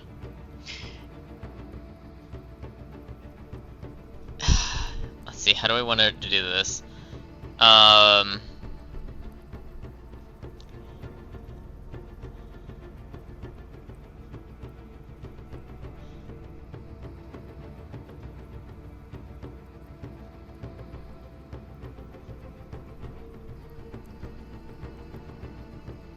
She is gonna drop down and she is gonna land on this guy. Are you landing on his head? Yup. Oh, this is such a terrible idea, but I applaud it though. I'm going to shit. commit to this. I'm going to commit to this. Commit. I'm committing to this. Because remember, this is not D&D. We're just in a D&D scenario. So I know. To commit Yep. to, I'm so happy. Yep, she's gonna commit to it. She's gonna drop down and land on his head full force. Okay. I'm not gonna have you roll for this. Because she, I imagine, has talons, right? She does not. She actually has human feet. Oh. Okay, well still, I was thinking, a talon moment, I would shit myself, but I'm still not gonna have you roll for it. We're just gonna kind of role play this out for a moment, so we're gonna put the dice away for a second. Got it. Ah! What the fucking hells? He's gonna kind of lunge forward because someone's on his head. It topples him a little bit, causing Jonathan and the unnamed man to get a little bit closer. Okay. Like they are starting to dart towards the situation, and he's going to kind of be probably in a fixed position because you're on his head. She is. So you are the move. Okay, she is going to attempt to slam this pommel down on his head. Okay. So you're standing on his head and you're gonna try to lean down and kind of bend your knees to just wham, right? Pretty much. It's either, let me see. Let me think to this.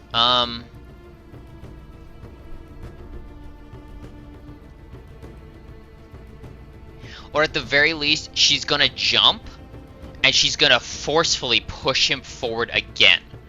Like she's gonna push him down to launch herself back up, if that makes sense. Alright, she's gonna do almost like a shield jump but off of his head. Correct.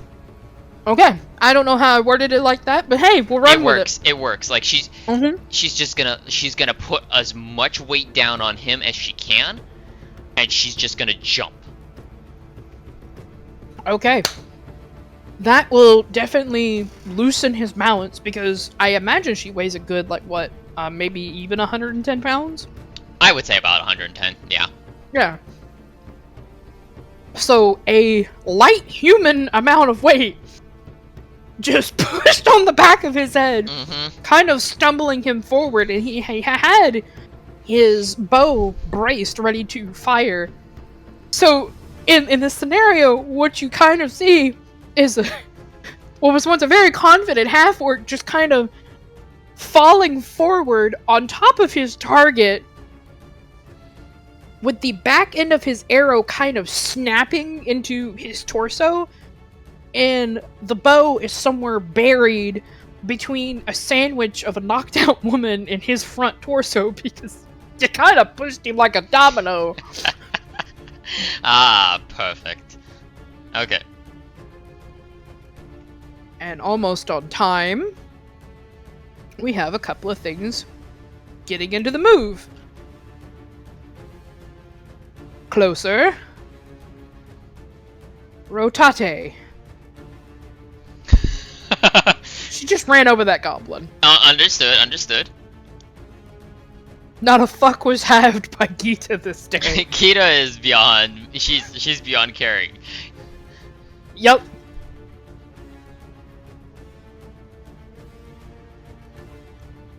Alright. So, to give them a little bit of movement here, Jonathan is going to desperately try to pull Luna from under him, while the unnamed man is going to position himself on top of the rock, brandishing a rapier to his left hand. And then, and this, he kind of gives you, in the quick succession of that action, is going to give you the smallest, like, little nod of approval. Do you want to take another action? She is going to wisely get out of the way of the rapier-wielding man. She's going to give him the space he needs, and she is going to just hover a short distance, like, she's going to hover, like, maybe 50 feet above the ground. But she's going to be, like, a distance away, basically. She knows that this is not, her fight anymore. She's done what she needed to do. She has given time for someone else who is far more competent and capable with a weapon than she is to actually attempt to do something. Okay. So, in the quick succession that happened between you flying up, he's managed to kind of, like, daze himself up to his knees. But he's trying to kind of figure out his situation. He hasn't quite grasped that he's been ambushed at this moment. Jonathan, I'm going to roll for him because, by God, he's not doing well. But today he does. It's not a nat 20, but I'll take it. Okay. I'm going to reverse it on the weight because she's very heavy. Can pull her up to his, like, almost to his footing. So he's managed to give a great big heave, like shoulders wrenching back with one big heave, and pulled her away from her captor in this situation. Meanwhile, the man who has gotten close enough, by the way, you noticed before you managed to fly up, his eyes look like two little red cherries sticking in the back of his skull. He's not human! Oh, fun. Alright. Given her knowledge for Zephyrian inhabitants, is it something that she might be able to potentially recognize? Potentially. I'll let you take two guesses. I mean, it's either something infernal. Or... That's a very good guess.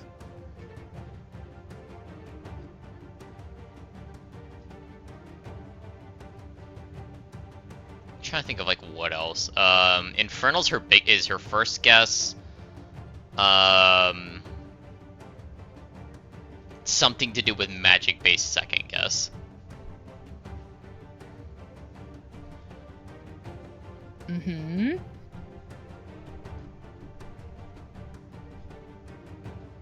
Specifically, I can't think of, the only infernals I can think of, like, off the top of my head would be, like, a tiefling of some kind.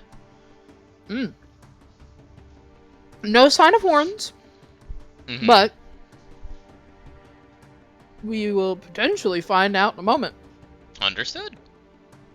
So poised above him, because you've given him the opportunity to do so, has lunged down to where this half-orc is, and has brandished the tip of the rapier to the side of his cheek, almost kind of close to his ear. So with one quick thrust, you feel confident enough that he could end this individual's life, but he's not taking the moment to do so yet. Instead, what you see and hear is you've made the biggest mistake, laying a hand on her. And the most haunting feel, like if you could pick up on someone's energy, on how someone else feels in the room, just kind of doing something like that, a shiver ran down this half-orc spine, like you wouldn't believe. So if you can think of any memory where you were the scaredest the most, is what is written on his face. I'm gonna give you a pause for one more shot to say, do you want to take any other action? Nope, she is... This is not her place. She understands that whatever happens, this is something that is potentially part of this land's culture. She is not going to interfere. Okay.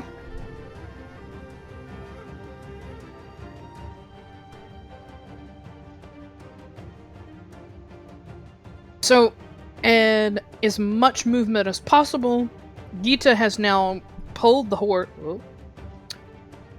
Oh, that's a big Gita. No. Yes, she was secretly a giant this entire time. I'm gonna just move the goblins a moment, kind of not have them in the presence of our shittery here. I'm gonna mark this one dead, because she ran it over. Yeah. I think that's fair. Yeah, that's fair. Put the tarp back on. And he is slowly going to start dragging her this way. Over towards the cart. I'm going to roll something really quick.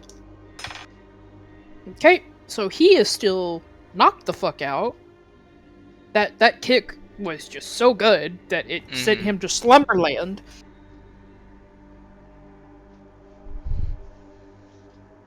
And then, you're going to sit back and listen to me talk to myself. Understood. The only mistake I've made is allowing this to happen. And then, before her eyes and before everyone else, he's going to actually let him stand to his feet. From a right hand, he's going to pull out a dagger, and this is going to look kind of foolish to anyone else, but they're actually going to have a standoff of a moment. And I'm going to grab 2 sets of dice. Because if you're completely just letting them have it out, yeah, I'm gonna let the she's not I'm gonna let the dice say, yeah. She's also gonna move more than anything. She's gonna like go over here and like watch from a distance.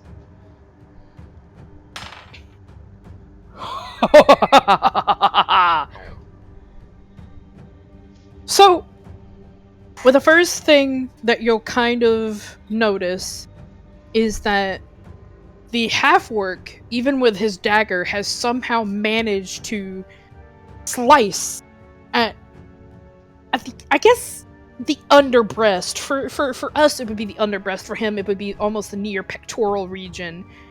Just straight in, and he's stuck it. He hasn't pulled out yet. In the... I think it was the left hand. The left hand of everything with his rapier he's going to do just enough of a thrust forward to where they stab each other, one in the pectoral, the other one near the armpit region. But the man in red seems to have a lot more force behind him than what he would seem to have as like some sort of humanoid, and just sticks him like a needle. They're stagnant for just a moment and pull back, jostling, stumbling back to their feet for a moment and going in for another stab. They're kind of tilting and turning left and right of each other, almost like a dance. In a sense of urgency, Gita and Jonathan are just slowly starting to try to just heave the woman in her armor who's awake now, but more dazed than anything, and they're just desperately trying to get her into the back of the wagon.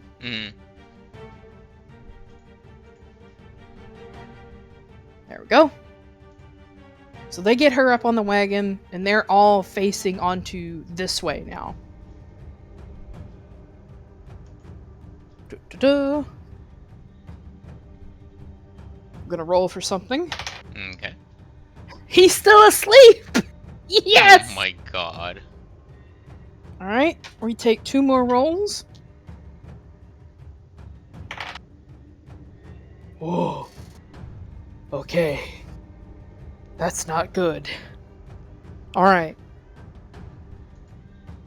What do you want with the protector of our lady? The redhead, the man in red kind of stands up and he wants to kind of like pull his arms up for a second. He's got the other one in a defensive position and he takes the tip of that rapier and aims it straight at the half-orc. Half-orc kind of pulls up for a moment. There's a crack in his back as he's repositioned. It seems like the two are ready to either duke this out to the death or heavy injury. That woman is that important to someone here that they're willing to risk their life over it. With a dagger in hand, he somehow manages to place it between his index finger and his middle, and he flicks it right steadily into the man in red's forehead. But as you figured out so far, he's not human. And it kind of lunges to his forehead, but it doesn't embed completely. It just kind of sticks to the tip side. But it causes quite a bit enough of a damage to where he kind of bangs his head downward. He lowers down his rapier because he's having to support himself from such a flick. And it gives the opportunity for the half-orc to get closer even with just a dagger. Any other? Or you just letting it go? Yep. Alright. No, she's absolutely gonna let all of this go. She's not gonna interfere. She has no reason to interfere. Good. Well, I got a nat 1, but in a good way. Okay. The man in red has found the strength to just able to. He has to drop his rapier for a second in order to support himself up with his hand, and is able to just very quickly, almost like in a flash, yank the dagger out of to the top right hand part of his head and just slink it down to the ground. As the half-orc is coming to them, he brandishes up his arm in an elbowed position and just slams him back, what feels like a moment where time stops.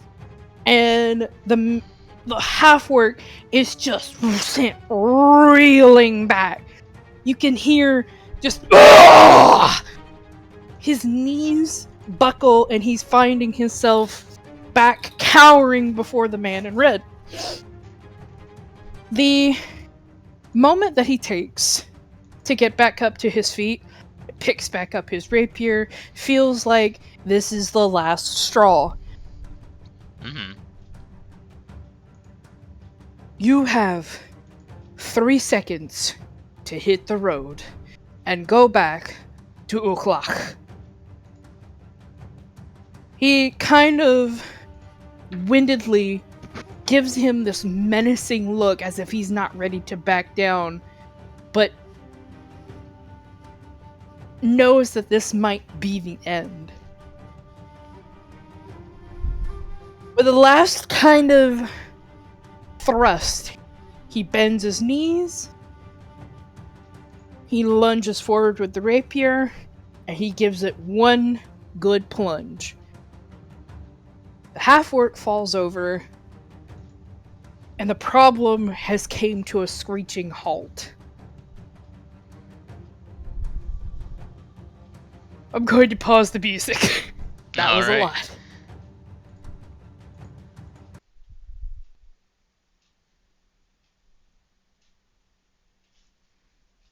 I hope that was an okay description. Yeah. That was good. That was wonderful.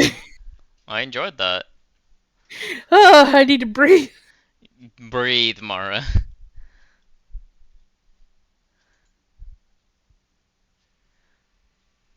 Okay, we can go back to the calm music now. Understood. I'm gonna scroll back up and open that one back up. And when you're ready, we can hit play. Start at the beginning. Mm-hmm. Okay. 3, Put 2, her on loop. 1, go.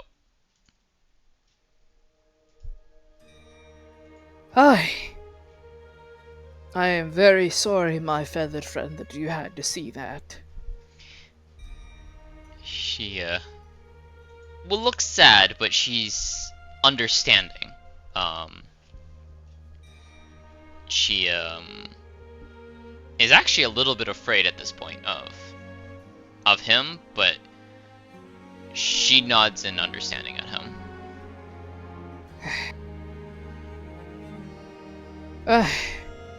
I wish that we could have met in better circumstances, but that doesn't seem to be the case. And he'll kind of like pull the rapier up to his fingers, gently kind of wiping it off with like a rag that he had in his pocket.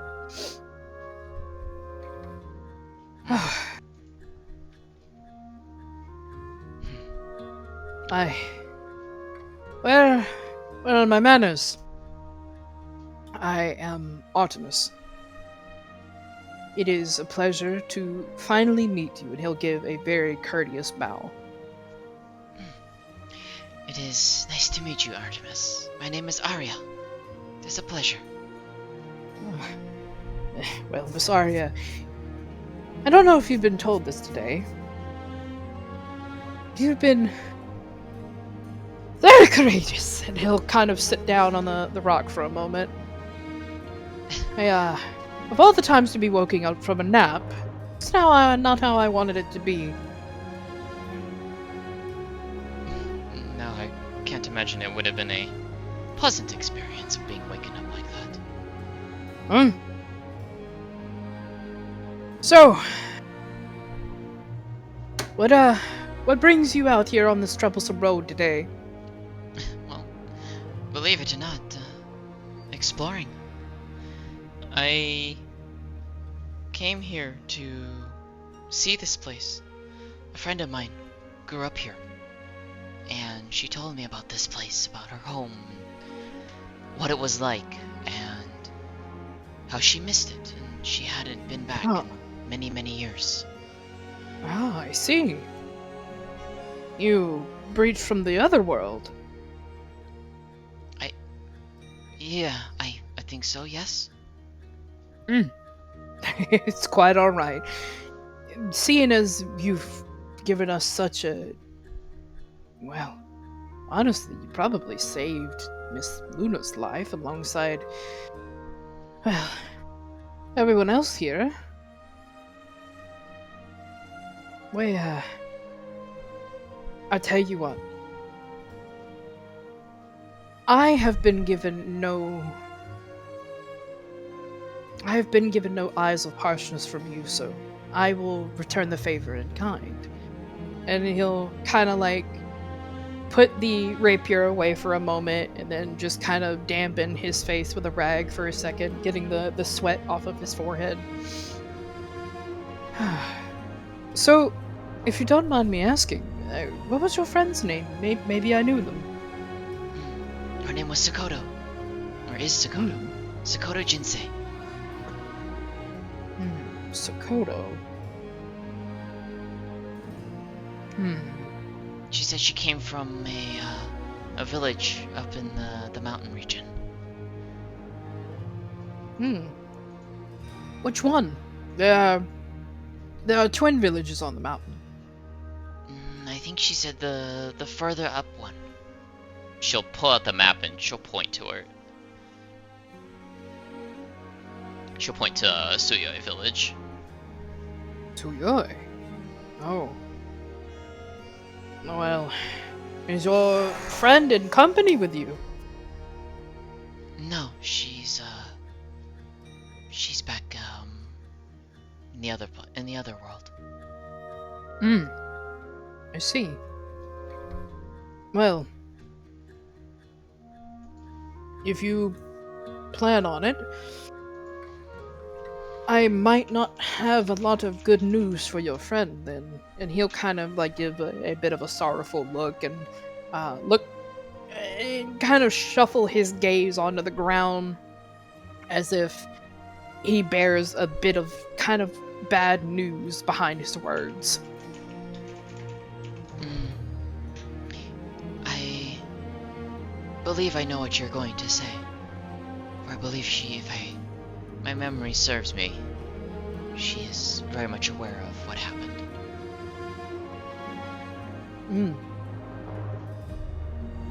Right. It's, well, I don't know how much you've seen of our beautiful countrysides thus far, but... A little bit, to say the least. Do you mind if I take a moment to do something to your map? Of course. She'll offer it out to him. He'll kind of... He's not going to press it firmly to the rock, but just enough to where he can kind of show and kind of gesture her over to lean in for a moment to see what he's doing. And he'll kind of look to Aria. Do you have a pencil, perhaps? A quill, or something like that nature? No, not on me. I don't normally carry such things. Right. I've got one in the back of the carriage. Do you need that for a moment?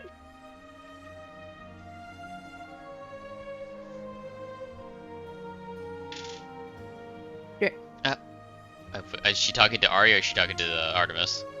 Just in general, like, Oh. Hey, hello, I'm old. I have a quill. She'll be like, yeah, sure. So you're gonna hear like a thunk or doing. She's cartoonishly searching her odds and ends that she's packed in the back of the cart and is going to pull out a tiny little quill in the most elegant looking of ink pots. Okay. And just kind of hand it to Aria. Okay, Aria will accept it and she will carefully bring it over to Artemis. So if you can look at the Ristov map while we're doing this, you can kind of get a Alright, moment I'll here. Switch it to so the stream can see. Alright. Yep. Go ahead. So you see where it says Alu's Cave, right? That is down. Oh, that's the other cave. It's at the peak of the There mountain. it is. Yep, I see it. So he's gonna take his quill, and he's not gonna add a lot of pressure so that if you want to wipe it away, you'll have just enough that you can. It might smear a little bit, but you can wipe it away. Mm-hmm. And he'll make perfect little dotted lines around where the map will say to Soyoi village. and he'll draw almost as much as he can a perfect circle from the upper tops of the mountain to that bottom little lip underneath the name there. Mhm. My dear one, no one's been able to reach that village nor its peak in the last couple of months. Why is that? Well, I can't quite get there, but from what I've heard, there's been a magnitude of an odd magic just surrounding all the way there. That would Oh, explain quite a bit, actually. Is she actually going, oh shit? No, I just got raided. And that was so well timed because so my raid alerts are different now. It has the raid is a thunderclap. So it's like as you was saying that, it just like a thunderclap goes off. Hi Flint, thank you so much for the raid. hilarious. Welcome on in. Hi. I am So- having fun with a little bit of RP with Mara for the journey that Aria is going to be taking for quite some time now. And we're doing this tabletop style. Indeed. At least until I can get my shiznit together. Alright. So, back to the task at hand before Yeah, go ahead. I just imagine Aria going, oh shit. she can swear, she just rarely does so. Yeah, I figured as much. So he'll kind of like gently hand over back the map and the coil and just everything. I'm not exactly sure what type of magic it is, but it's almost formed like a dome. And, well, that's part of the reason why I'm coming up to the mountain in the first place. Everything from this point, he'll kind of drag his finger a little bit and lean in before fully giving it to you. Everything from this point forward is so difficult to traverse, but I feel as though if I could gather enough people, I could finally figure out what's going on. How fascinating. But if you wish to lay your head down for the evening, and if you wish to keep traveling with our companions here, we can make it to Yashi Village. At least pretty much by sundown. I would appreciate that. Even if I can't necessarily see her village, it's more of just seeing this place, this land more than anything. It's more so to see what it is like and bring these stories back to her so she can hear of them. So you're a storyteller then? A bit of a storyteller, a story gatherer, yes. Well, I tell you what. If it was up to me, you would keep that Krillin pot on hand. You're probably going to need it. What do you think, Miss Gita? Would you be willing to give up such an item? Why, yes. Hold on a second. I hear the horse is tapping its tiny little hooves. What is it? What do you want? Why are you coming near me in the middle of this? Sorry. What? Oh, yes, the ink pot. Yes, of course. After she's helped us so much. Yeah, what kind of person would I be to deny her just as something as simple as an ink pot? And she'll kind of like make her hands go into like the shoo position. And like, no, keep it, go. Well, Thank you. if we're going to be traveling soon, I would suggest we get going on the road. Maybe I can pick up some papers or something so I can write down things while we're there. I would recommend it. Just as he said, anyways. I've met plenty of storytellers and bards and all kinds of nonsense while on the road. Well, I dare say that my journey has already been fascinating, to say the least. Good. And it's barely just begun. Good. Alright, I'm going to set up our little awkward family here. And then I gotta take my dog to pee because I don't know if you heard the tippy tappies of death. I did. We can pause here for the night, or we can keep going. I am down for either. So right now. I think I want to get you at least a little bit more up the road. I mean, we could always get up. We could just jump towards the village, if anything. Oh no, I made 3 maps of travel, madam. Understood. Understood. Tracking. All right. Let's. All right. You will deal with my travel RP. Oh, I am. I'm absolutely down for it. So let's go. Aria will be. She will be sitting in the wagon. She'll be sitting in the wagon. All right. So this is what I'm going to do then. In order to like layer everything, I'm having to make like clones, and then I'm gonna take my dog to pee. Yeah. No worries. No worries. But I am gonna set everything up. Mm-hmm. Whoops! What did you do? I haven't DM'd in a long time, so I forgot how much little extra effort I have to do this in. Well, I appreciate all of it, Mara. As long as you're having fun. Oh, I'm having a blast. Yeah. So Aria is just gonna be sitting on the wagon. Okay, do you want me to put you there, or do you want to just say it? Whichever, yeah. Whichever is easier for you. Easier is just to leave you there. Alright, I'm joking. Then we'll do that. Alright. For your first kind of like semi-encounter, only 2 people died. And none of them were by her hand. Exactly. So you don't have a death count. Nope. Also, hi, Chrono. Alright, who? My chat. Oh, hi. Yes, I'm still streaming, Mara. Alright. I was like, who? Alright. But I'm gonna take the puppy out. Okay. I'm actually gonna leave her on her chain so I don't have to get up every 5 minutes and tend to her. No So this should be the last break before we take you to the other checkpoint that I feel is a more comfortable ending session. Sure. No One problem. moment. Okay.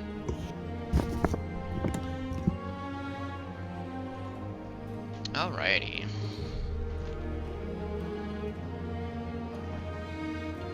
I have been having a lot of fun with this. This has been a joy.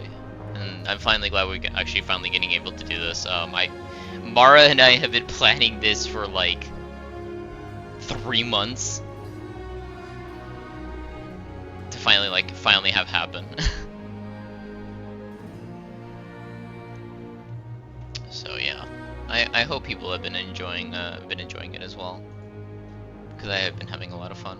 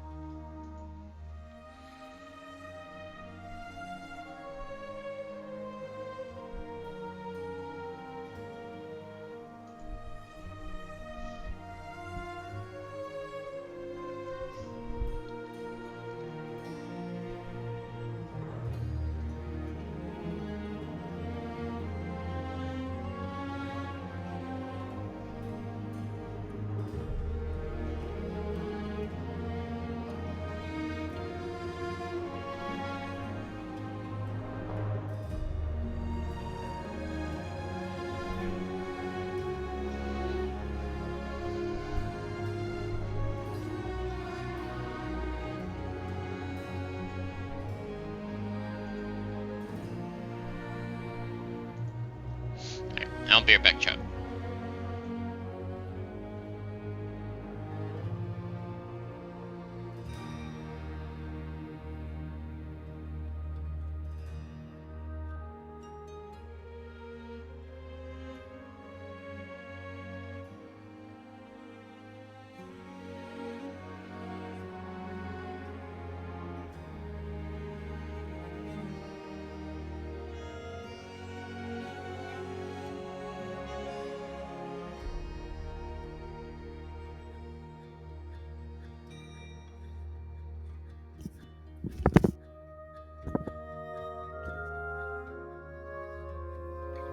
I have returned.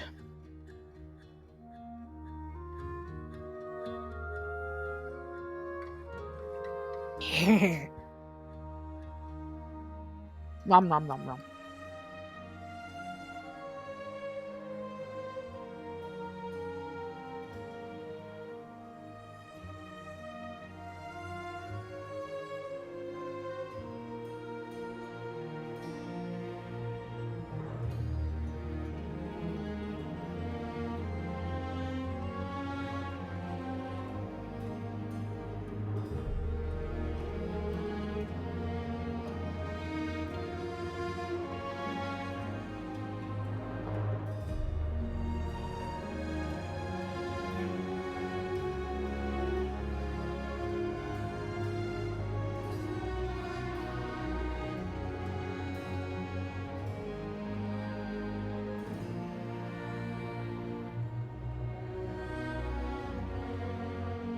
Hello?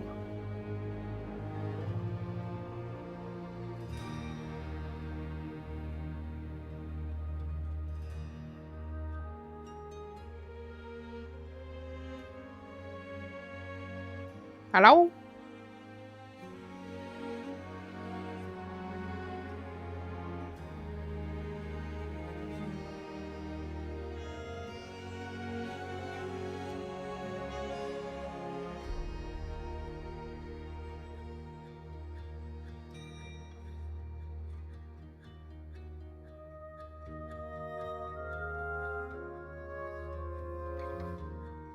Okay, fuck it, I'm gonna set some stuff up.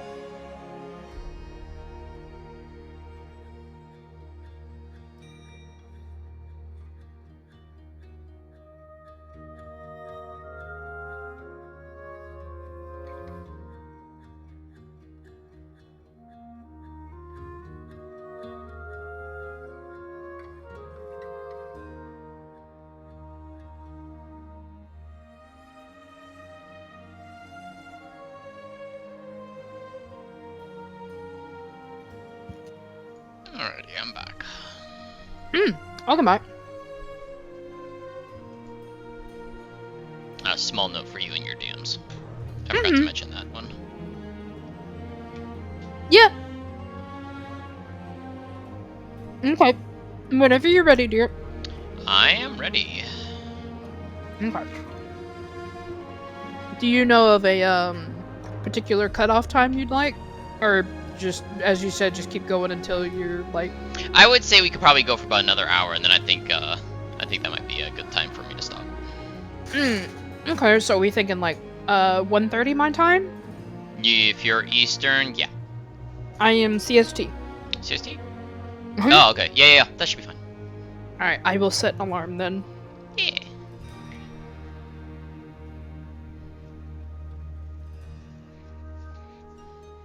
All right. Okay. So that is exactly an hour and 3 minutes from now. Okay. All right, let me do.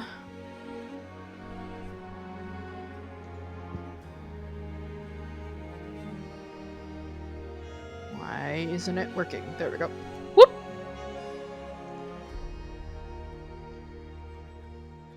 So, as you and your newly found companions travel, there isn't really much said at the moment.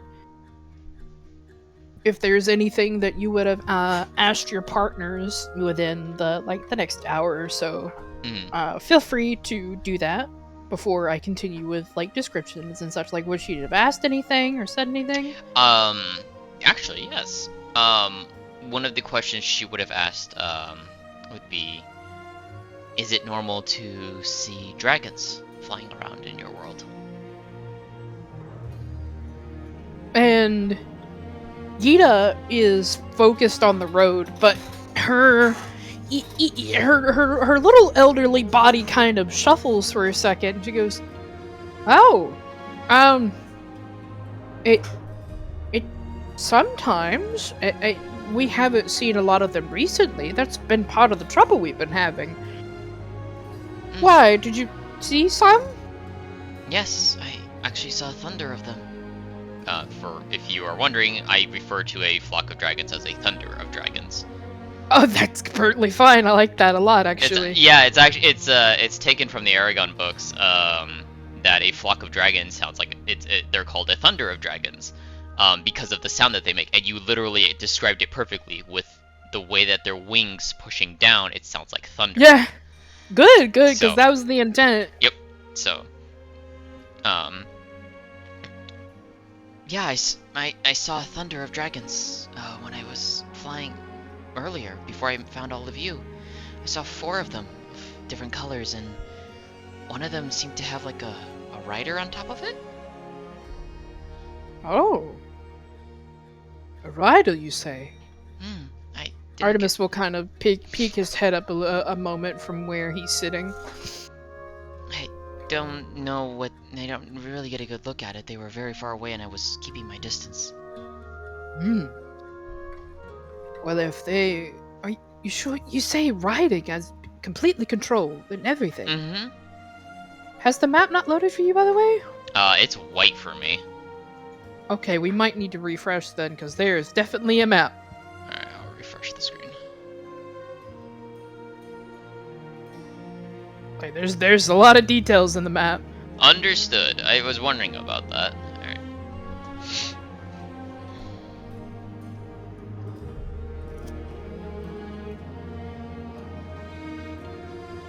Nope, still white for me. Really? Mm-hmm. Huh.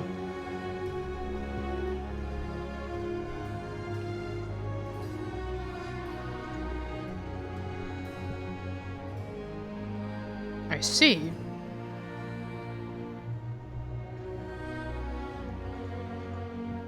That's a problem.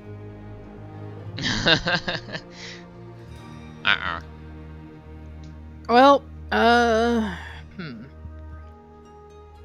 I'm gonna have to do a thing for a moment. Okay, no worries. With great roleplay comes problems. Look at the sky, damn you.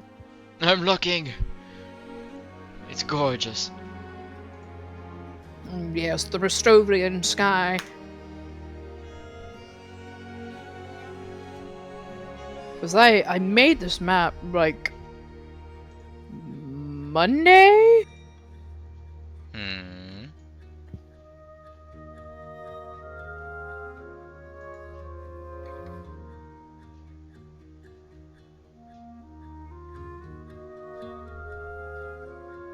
Where did it go?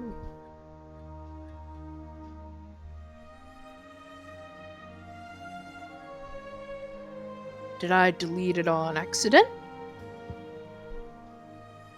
I think I did.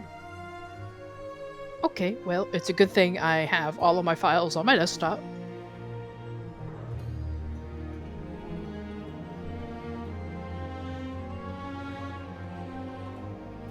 Please hold.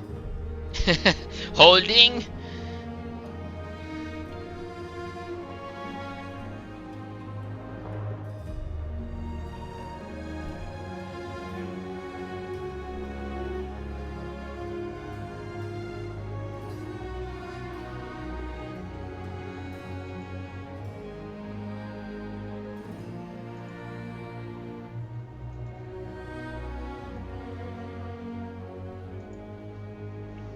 We do love scuff in this community.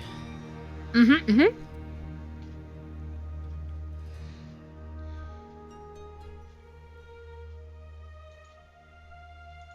Alright.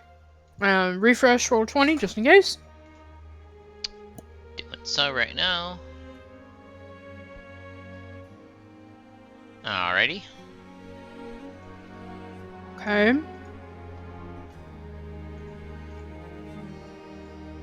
There What do we you see? go. Good. Okay. So what was the last thing, she was You were asking? talking about he had perked up about hearing someone riding on top of one of the dragons. Right. So, full control and everything, you say? Yes.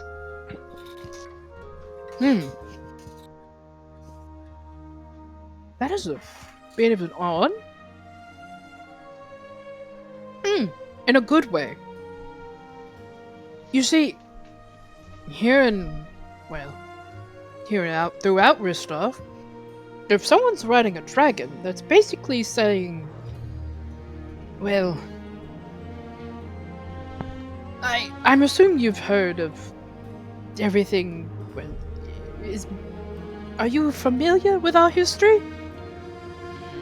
A little bit. I know that the people here worship the twin dragons. He'll take his index finger on each hand and say, to be more than fact, you're absolutely correct.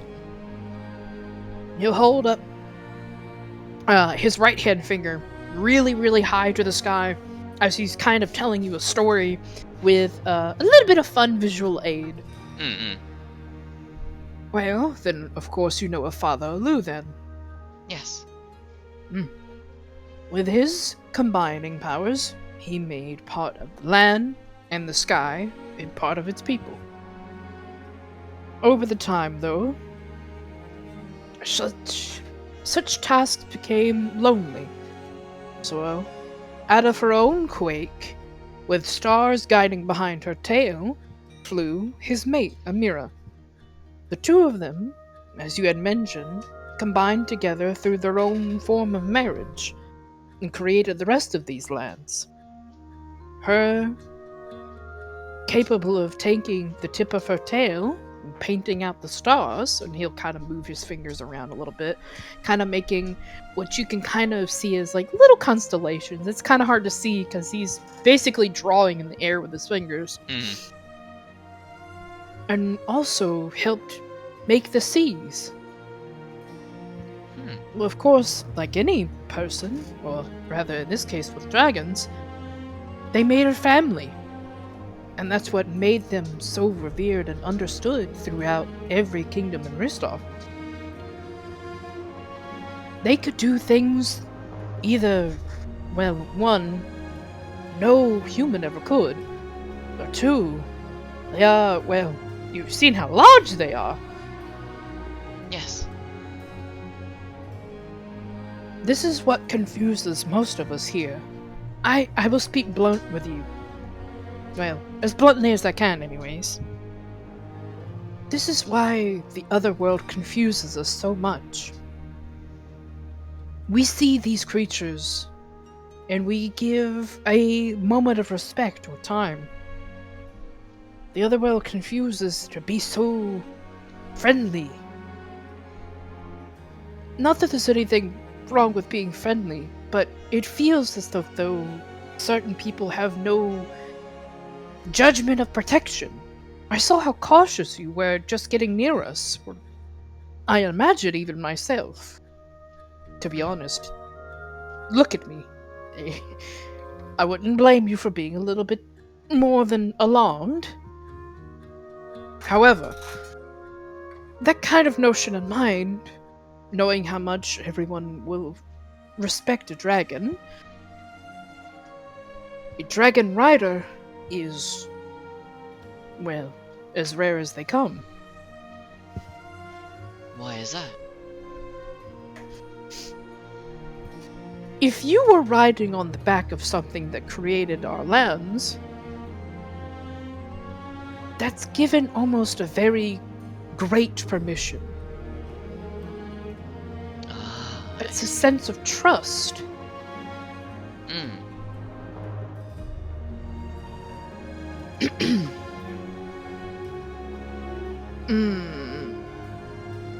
And that's exactly why I was out here in the first damn place. The woman from the back of the carriage will finally, pick her head up. She's awake. Oh. Hello there. You're a bit of a blue little blur at the moment, but hello. Hello indeed. She'll kind of heave herself up for a second, tape the tips of her fingers and wipe her eyes and her brows so that she can see you a little bit clearly. Oh. Hello indeed. You're definitely new here. Yes. Well, if I can regard you, did you... I am Luna.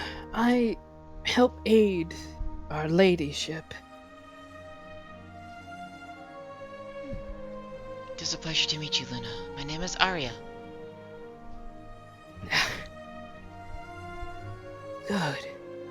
Good to meet you too. But to say what I was continuing on, that's why I was out here. Father Alu has laid quiet for some time now. Just because you're an outsider doesn't mean you don't deserve to know. She'll kind of lean up for the full extent of her body and kind of shuffle around the plates of the armor kind of clinking about. And if Father Alu is quiet, then that means a lot more danger than we know. Why is that?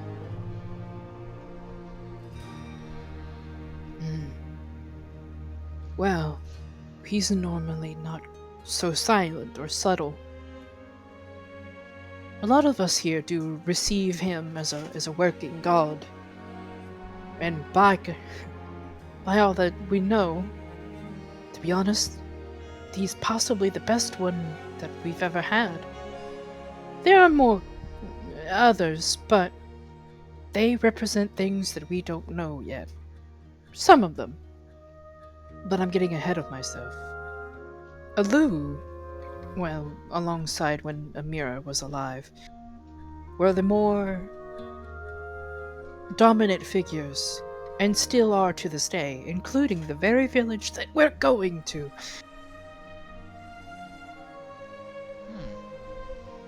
He...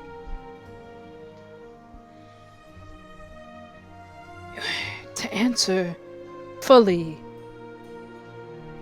Father Alu would take the presence and the shape of, well, sometimes he would take the shape of a man.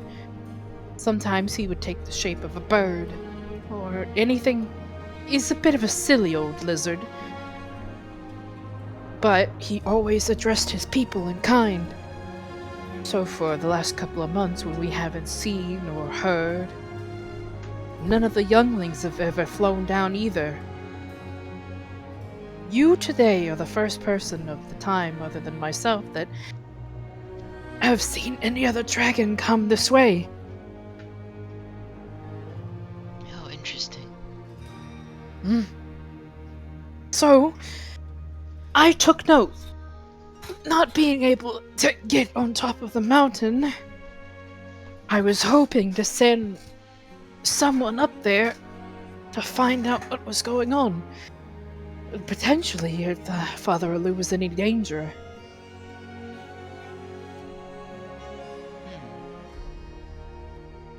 Well, I certainly hope not.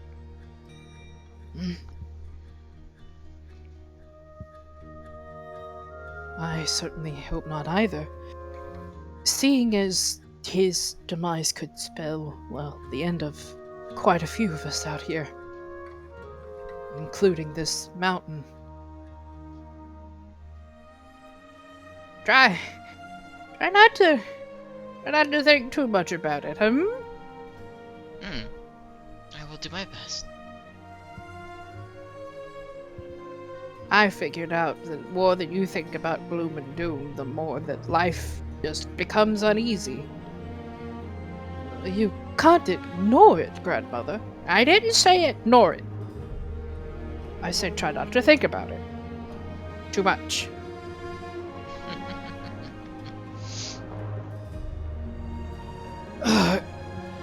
Gita, you old fool. I'm glad you showed up. Oh, don't think the likes of me. You should give Artemis a promotion when we get home. I appreciate such matters, but we can discuss that when we finally get there. And as soon as his sentence breaks off, the tiniest little fleck of snow just kind of doinks onto the tip of your nose. She will jerk slightly and look up, and I would assume she starts seeing the signs of falling snow. That is true. It's been some time since I've been in the snow. Well, you're about to see a lot of it. I can imagine. Yes. So, she'll tug on the reins with one hand to kind of like keep the horse's direction going forward. And with like her free hand, she's going to point to where the snow and the grass start to become one. We call this the painter's mark. No. It's kind of just as I just kind of said. Whenever someone stops making a mark with their brush, it's where the colors meet. And it looks like we've got a friend.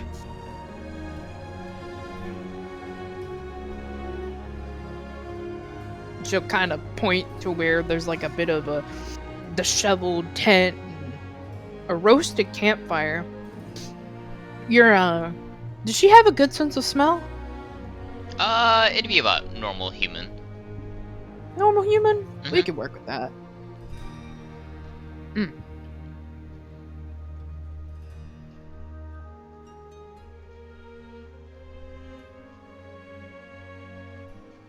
Sorry. You're fine. So from the area of the campfire, a almost various delicious amount of smells start to come kind of bombard and whiff into your nose. As the carriage gets a bit closer, the smells become a bit stronger. Almost like what you can make out is some aromas of sage and thyme and butter. Really kind of advanced smells coming from such a campfire.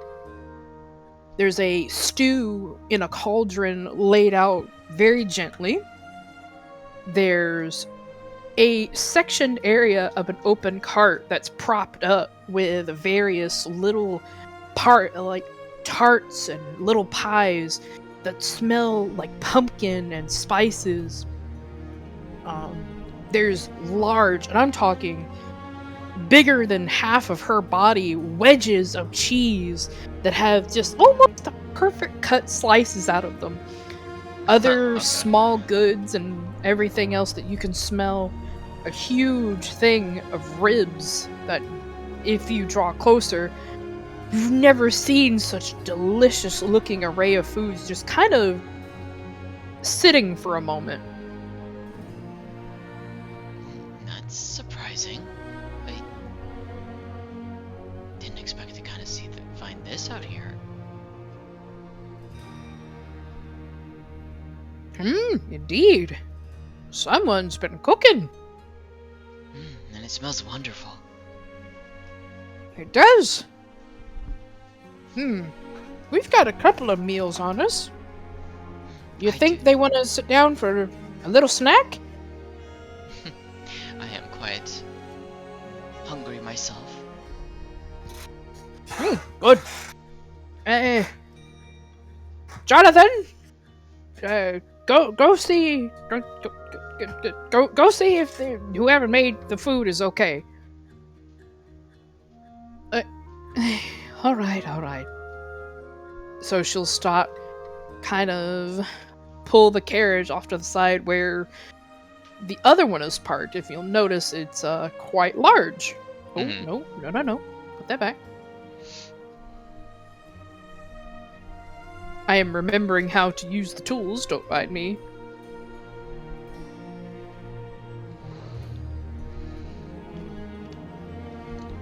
There we go.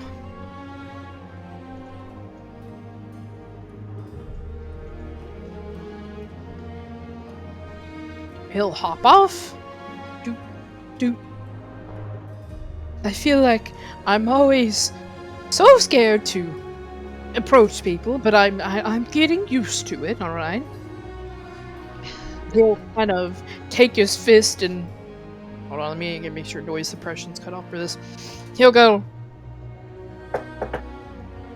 He'll give a big old knock to the side of the cart in kind of a rhythmic manner to try to get whoever's in the tent to come out. Hey! Right! Kimmy, What thank do you you for the want? raid, dear. I hope you had fun at Neon. Hello there! Or you couldn't help but notice that you have some very delicious smelling foods just kind of all cooked out here. Caught me in the middle of we were wondering if you would doing some like to fun little enjoy roleplay, lunch with Aria's potentially trip to Ristov. some travelers? Hey. Are you going to the festival too? Festival? Alright. Oh gosh. Hold on. You're gonna hear, like, very heavy thuds of feet just kind of crinkling around the bottom of the tent. And he kind of pushes the tent open with his fingers a little bit. There's a bit of a heave as he... As a very large orc man comes out. There's a lot of orcs today. Wonder why. Yeah, gee, I wonder why.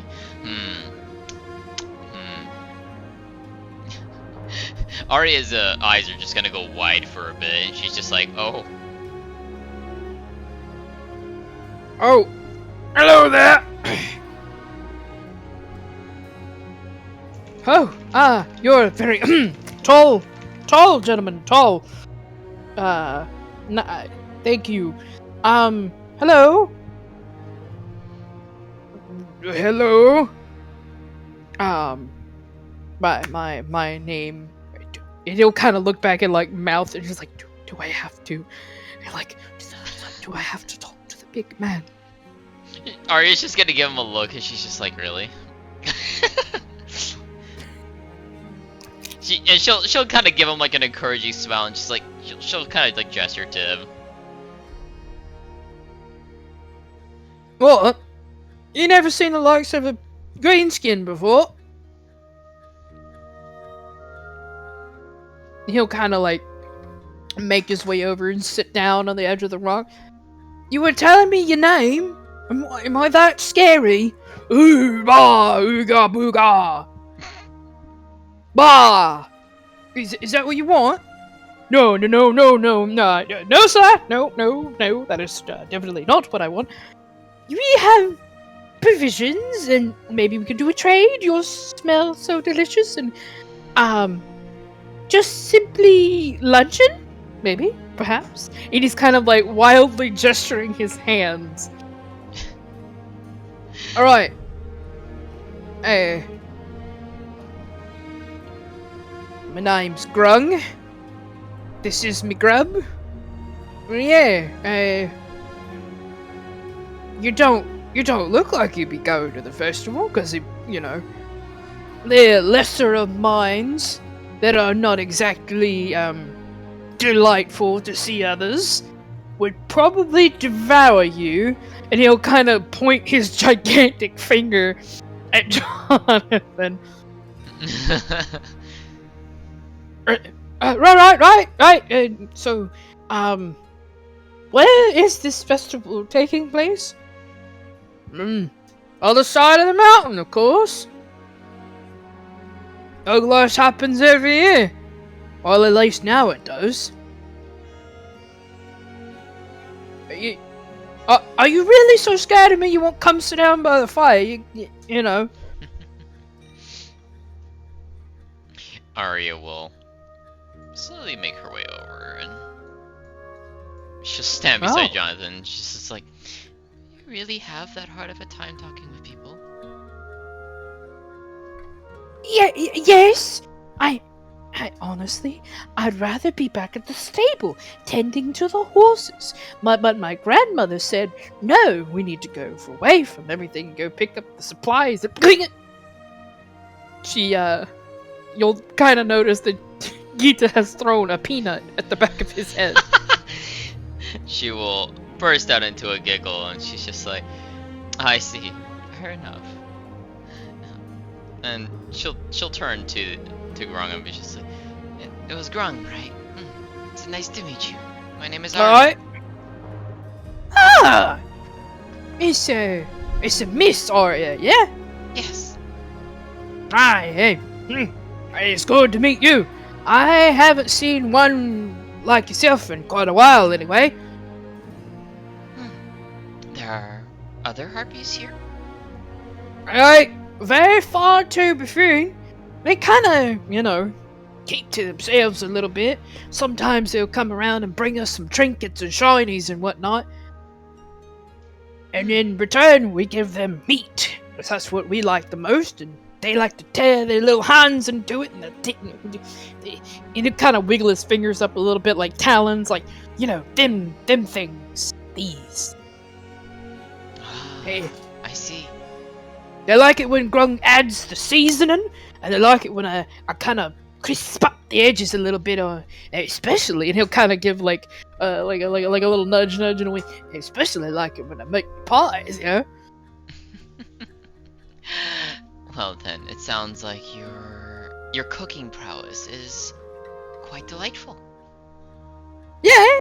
Well, you see, most of our kind, when we eat, we tend to eat it raw. Don't get me wrong, raw meat's good and whatnot, but there's nothing like when the fire just gives it a kiss, Just a little mwah, kiss. Well, I guess I should say we, but we're traveling and making our way up towards the mountain. We're wondering if we could, stay for a while near with your fire. Hey! Right on. That's good. Alright. So, I tell you what.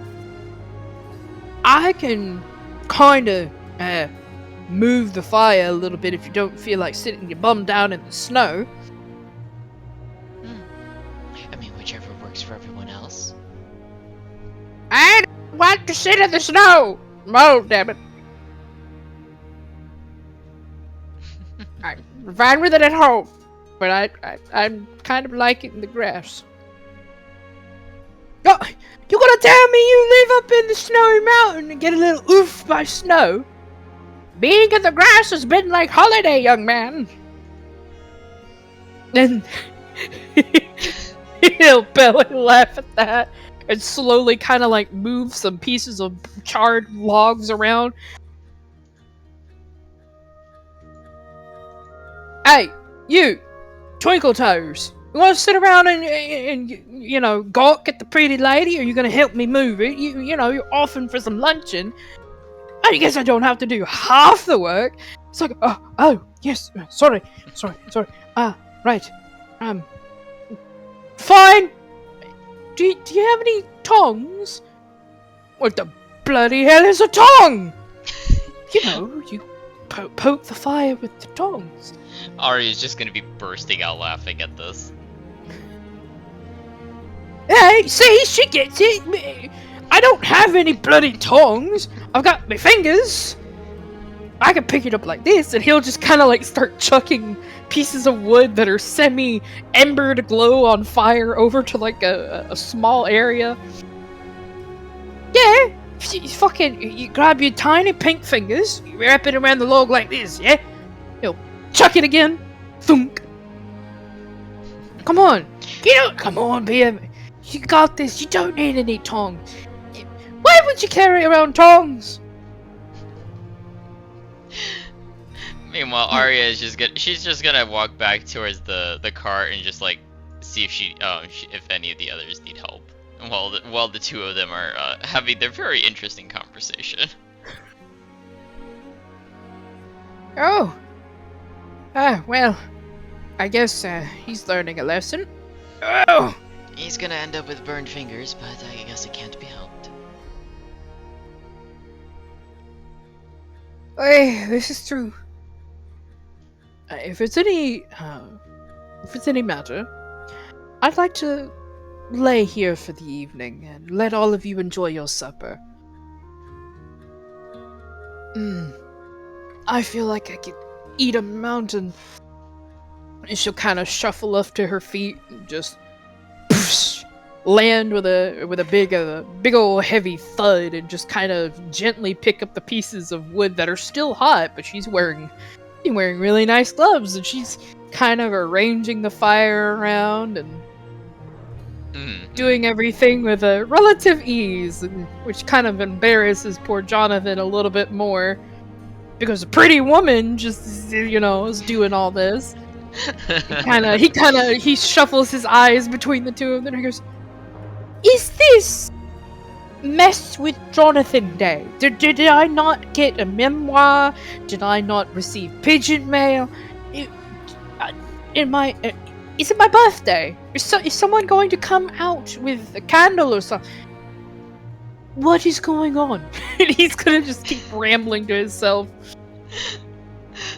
Grung's gonna grab up everything, and they're start up a brand new fire, and Grung's gonna throw some bigger pieces of wood in the middle of it. His big old footsteps are gonna just do. Alright, so who wants a pie? I can't give them all out because I do have to save some for me mum. She'll be right disappointed with me if I don't bring her at least a pie or at least 2 back. I wouldn't mind a small portion of it. Oh, are you one of them dainty eaters? Well, not necessarily dainty, but I don't necessarily eat a whole lot. Oh, do you want the pumpkin one, or you want some meat? The pumpkin one sounds quite lovely. It's a bit of a sweet one, it is. I put my foot off in it. And he's got his hand stretched out to his giant, really stinky looking foot. And he's giving Aria this smile, like a toddler that's just happy with his macaroni art. And he's just so happy about it. I put my foot in it!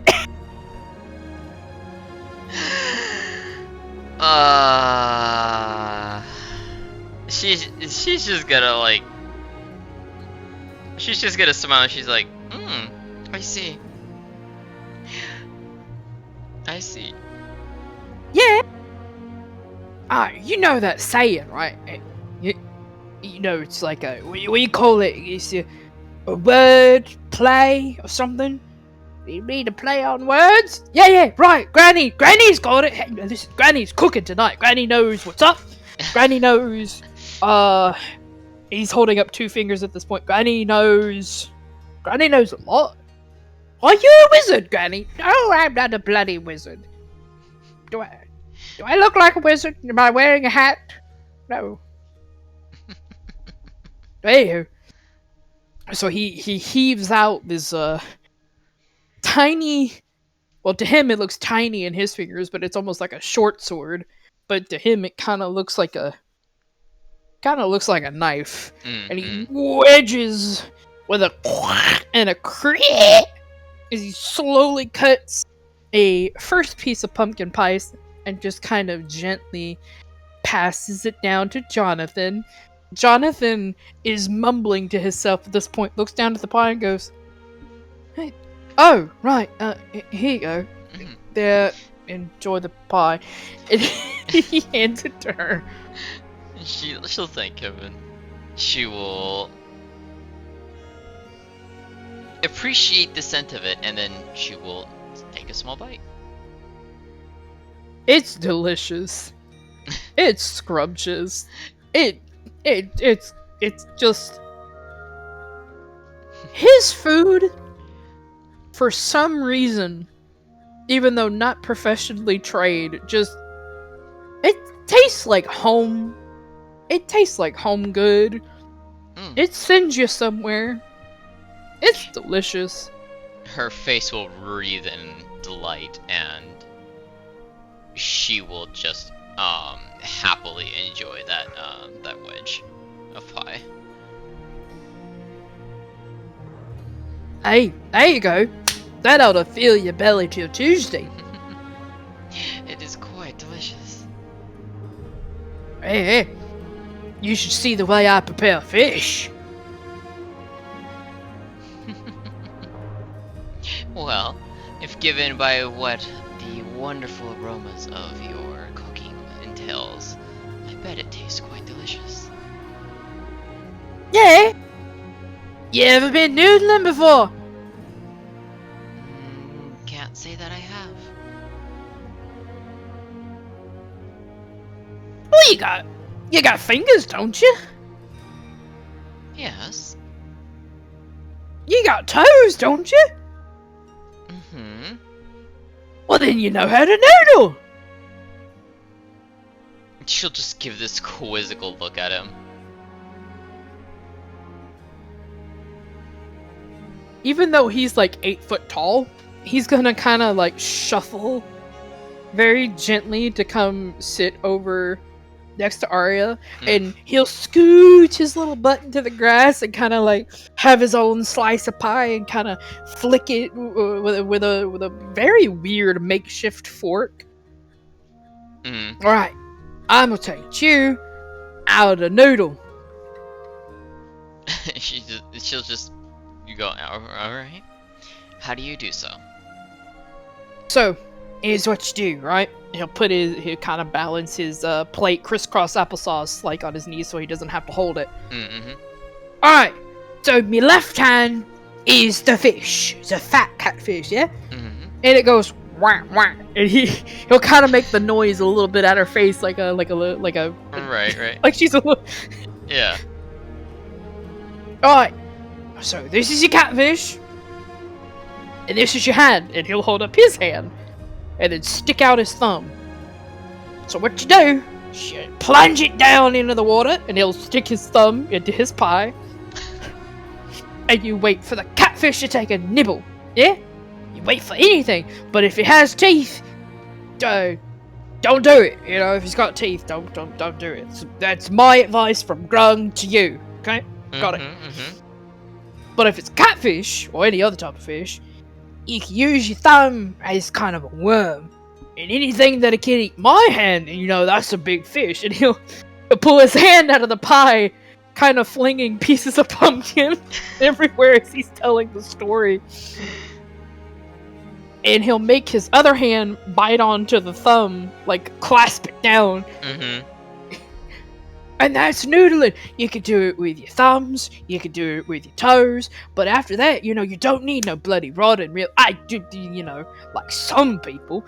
But in my case, I prefer noodling because it's just guttural, You respect the fish like that. You really ground down and you pull him out of his water and you show him who God is, right? And then, if you feel like eating him, you're eating him. But if you pay your respects and you chuck him back in the water, it's just as fine.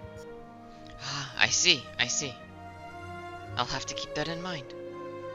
Yeah. So, it's a little bit finicky, a little fiddly if you do it with your toes, because you gotta keep balance. But that's noodling. I see. Thank you for enlightening me. Lightning? No, but I told you though. So you did. She will resume enjoying her wedge of pie.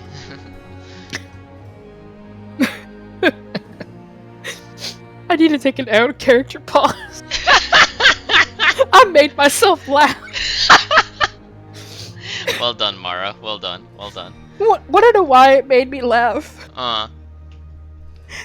Because I'm gesturing here in my bedroom as if you can see me. Oh, I know you were gesturing. I could tell. I could absolutely tell you were doing so.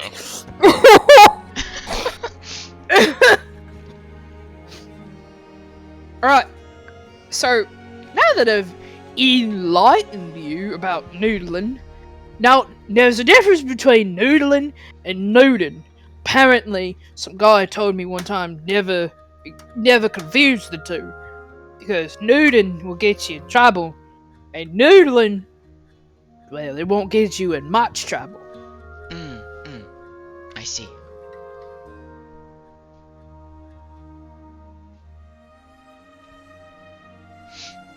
So where you going? Well, boss, up to the village. Oh, yeah. I'm thinking about going back up there and going to buy like 3 more things, and he'll hold up like 2 fingers. Yeah. So I got me pumpkin. I got me meats. What was I gonna buy? I don't remember. Spices, perhaps? No. I got bloody plenty of spices. You want to see me spice right? Only if you wish to show. I'm kind of comfortable. I'll show you later. But I got plenty of spices. I got salt. I got pepper. I got paprika. Is that how you say it, right? Paprika. And I got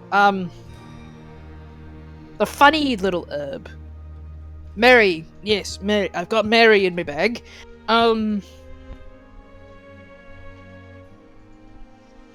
What else? Oh yeah, I got those. Oh yeah, you'll like this. You'll like this, yeah. And so it took me a thing of garlic, right? And I smooshed it in a jar. And I just have a jar there. I don't know what I was gonna buy. Well, perhaps I could be late one more day. I could be late one more day. Well, perhaps it will come back to you in time. Yeah.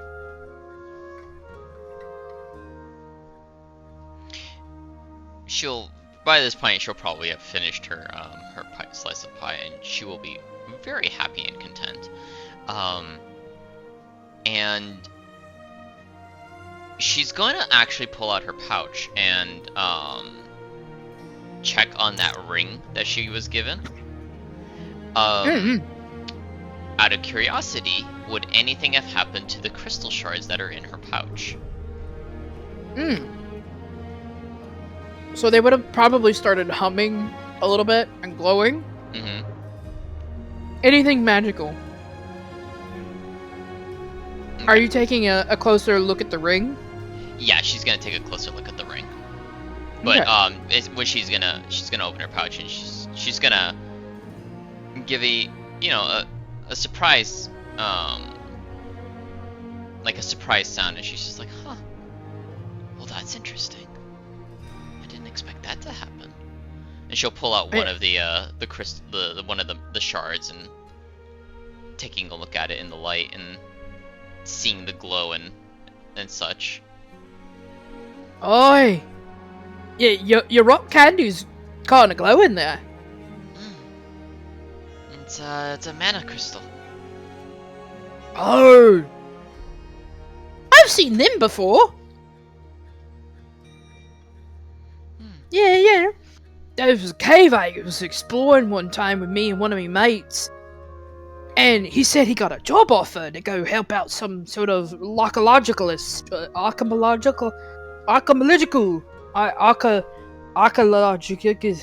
what's the word? Please tell me. My mouth hurts. Archaeologist? Archaeologist. Yeah. Right. You know, I didn't really know him, but he was an orc like me, so you know. We parted ways, and it was something to do about these great big golemous creatures with I don't know, bunch of fucking magic rocks for all I know. Interesting. I like to collect things like this, so it is interesting to see that it's reacting this way. Yeah. Well, anything with a kind of magic in it is a little finicky around Ristov area. Even the snow's a little magical. How interesting. She'll put the crystal back and look down at her necklace, and perhaps she might just notice it looks a little brighter, but she wouldn't really notice any difference at that point because there is just so much mana inside that thing already. But she'll reach back into the pouch and she'll pull out the ring, and she'll take a closer look at it. So, it's very, very tiny. Like I said, it's about the size of her pinky. And as she looks, the center stone. Shit, I have to think about my gemstone knowledge. You said it was like a bluish one, right? See-through or solid? See-through. Dark or light? Very light. Shit. What is I should know this one. It's not because aquamarine is a solid Actually, no, aquamarine. I think it is actually see-through. Let me look. Hold on. Google, I need your help. Well, while you're googling that, I'll give you the other details. Yeah. Go ahead. Yeah, aquamarine is see-through blue. So whenever you kind of hold it up and look at it, you can almost hear the softest, like, little humming. Like, it sounds like a high-pitched voice of just... and just... Is it like humming a song, or is it just like, is it like an actual voice, or is it just like a tone? Yeah, it's humming a tone. It's a voice. Interesting. Oi. What you got there, Tiny? It's a ring that Gira gave me. Aye. So you hear it singing, do ya? I do. I don't know what the singing entails, but it keeps humming that same tune over and over. How interesting. Aye. If you're scared of it, I don't think it's cursed. I don't know what it is, but it could be valuable.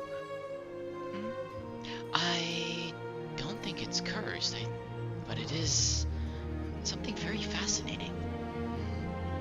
Hmm? Might have to look into it a little bit more.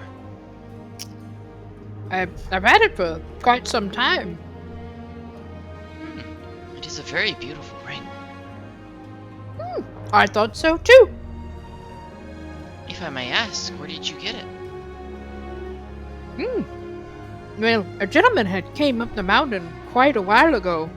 I want to say about a year or two. Probably 2.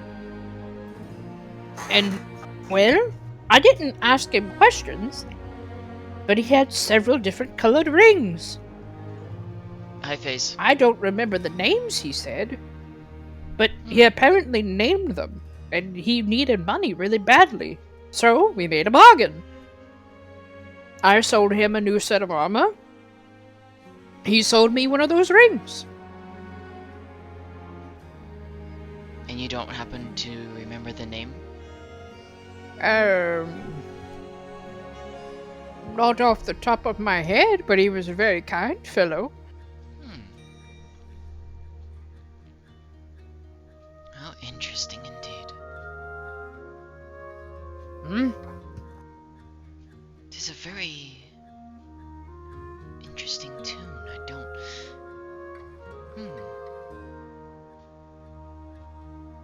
I am very curious as to what its name, what he named it, but without, well, having your memory reminding you or finding the person who made it to begin with,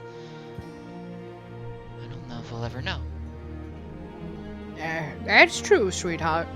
However, I tell you what, when we get back to the barn, if you want, I can try to find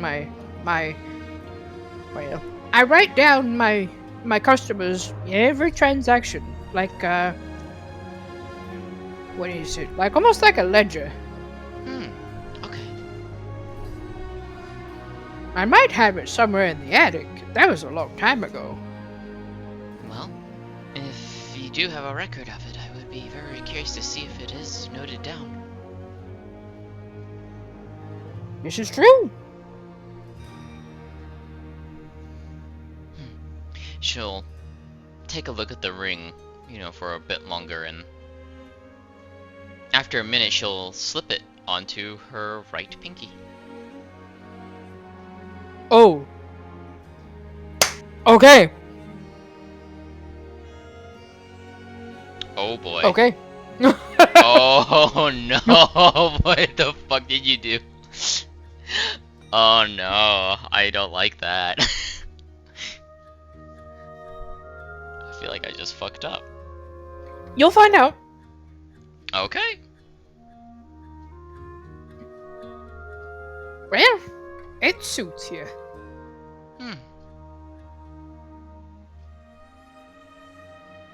It is quite beautiful. If that's your marrying ring, you got it on the wrong finger. No, it's not that. Oh, okay. You can wear rings without having to be married, you know. Right, I know. I've got rings myself. But he'll kind of like look around in any type of like pouches he has latched on, like, you know. But I don't know. I've always I can never find anything to usually kind of fits me. You know, got big old thumbs, and he'll kind of wiggle them at her. Understandable. Besides, you know, sometimes even people don't even use rings to show that kind of thing, you know? It's true. It all depends Yeah. on what they feel like using. Yeah. My auntie and her wife, they just bonked heads until they decided they were married. What an interesting way. But I guess whatever worked for them. Yeah, it did work. Until one year, when auntie was ready, she got her, what do you call those funny little stones that are kind of like, they're shaped weird. She's got one of them, and then she smushed it onto something, and they gave it to her that way. She said, proper lady needs proper stone. And then they smacked heads again. I love my aunties. They're fun. They definitely sound it. I'm fucking tired. It is been a interesting but also long day. Yeah. Ugh. Tell you what. I'm completely happy with everybody enjoying their meal. If you want to call it a night for now, I don't mind sharing my camp, and we can all head out proper tomorrow, I suppose. Sounds fine with me.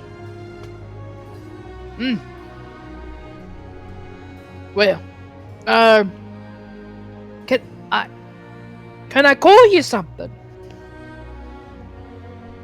Is he pointing to Aria? Mm-hmm. My name is Aria. Tis a pleasure. Aria. I think I'm gonna call you Blueberry. Cause you're little, and you're sweet, and you're blue. Fair enough. Whatever suits you fancy. Aye. Good night, little Blueberry. I'm gonna go get under my tent. Unless, well, my mum taught me that if there's a lady, you offer her the tent. And if there's not a lady, you sleep in your wagon. Or you sleep in your tent. You want to sleep in the tent. It only smells a little bit. And that was not me. No, I think I will decline. Okay. Well, you can't say I didn't offer. I'm gonna go back to sleep. I'm starting to feel my ankles twisting. Pardon me, excuse me. It's the longer way around. Good night, Twiggy. Good night, Granny. Good night, Tin Can. Good night, Horse. Good night, Blueberry. Rest well.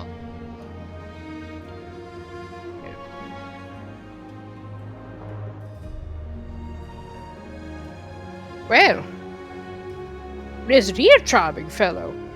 Indeed.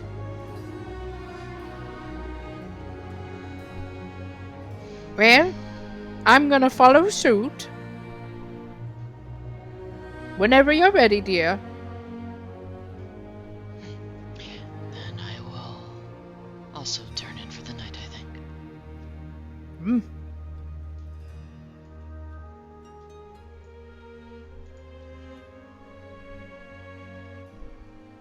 I think this is the perfect time to stop. Yep, and now you have a word. What the fuck is the ring? You'll see. Okay. I'm curious. I'm very curious. Did you not expect me to put it on? I did. Oh, okay. Okay. I just had to do a little bit more work if you were gonna do that. Okay. All right. I'm curious to see what's gonna happen with that. So. All right.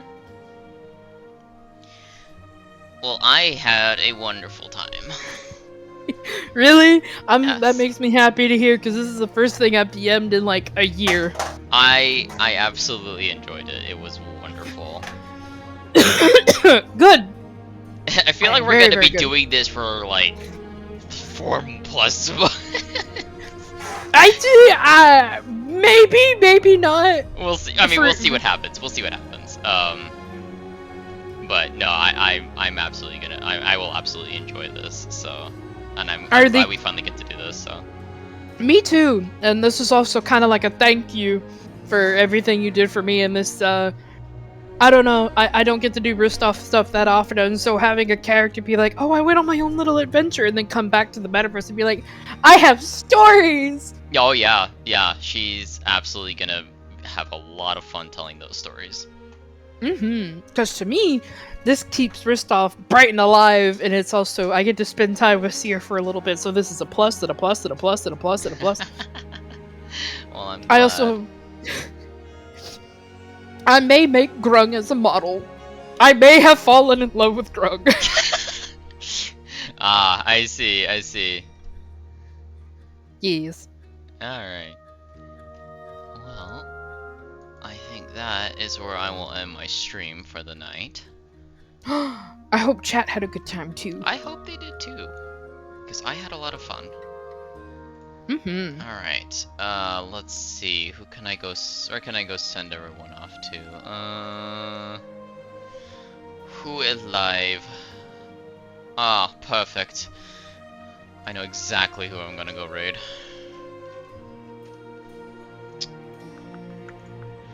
I can actually use this one. We're gonna go raid this wonderful bean. Let me see, We're gonna go give Shugi love. Oh, I love Shugi! Yeah.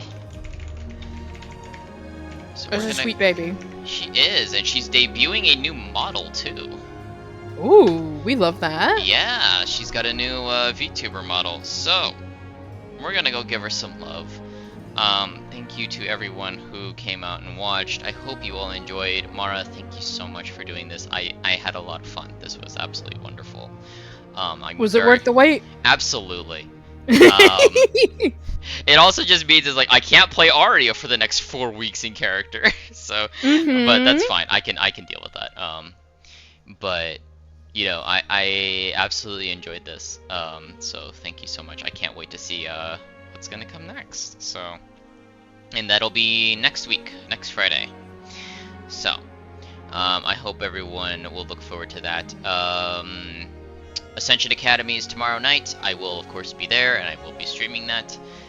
There's going to be some fun stuff happening that I have been made aware of, so I hope you guys will look forward to that as well.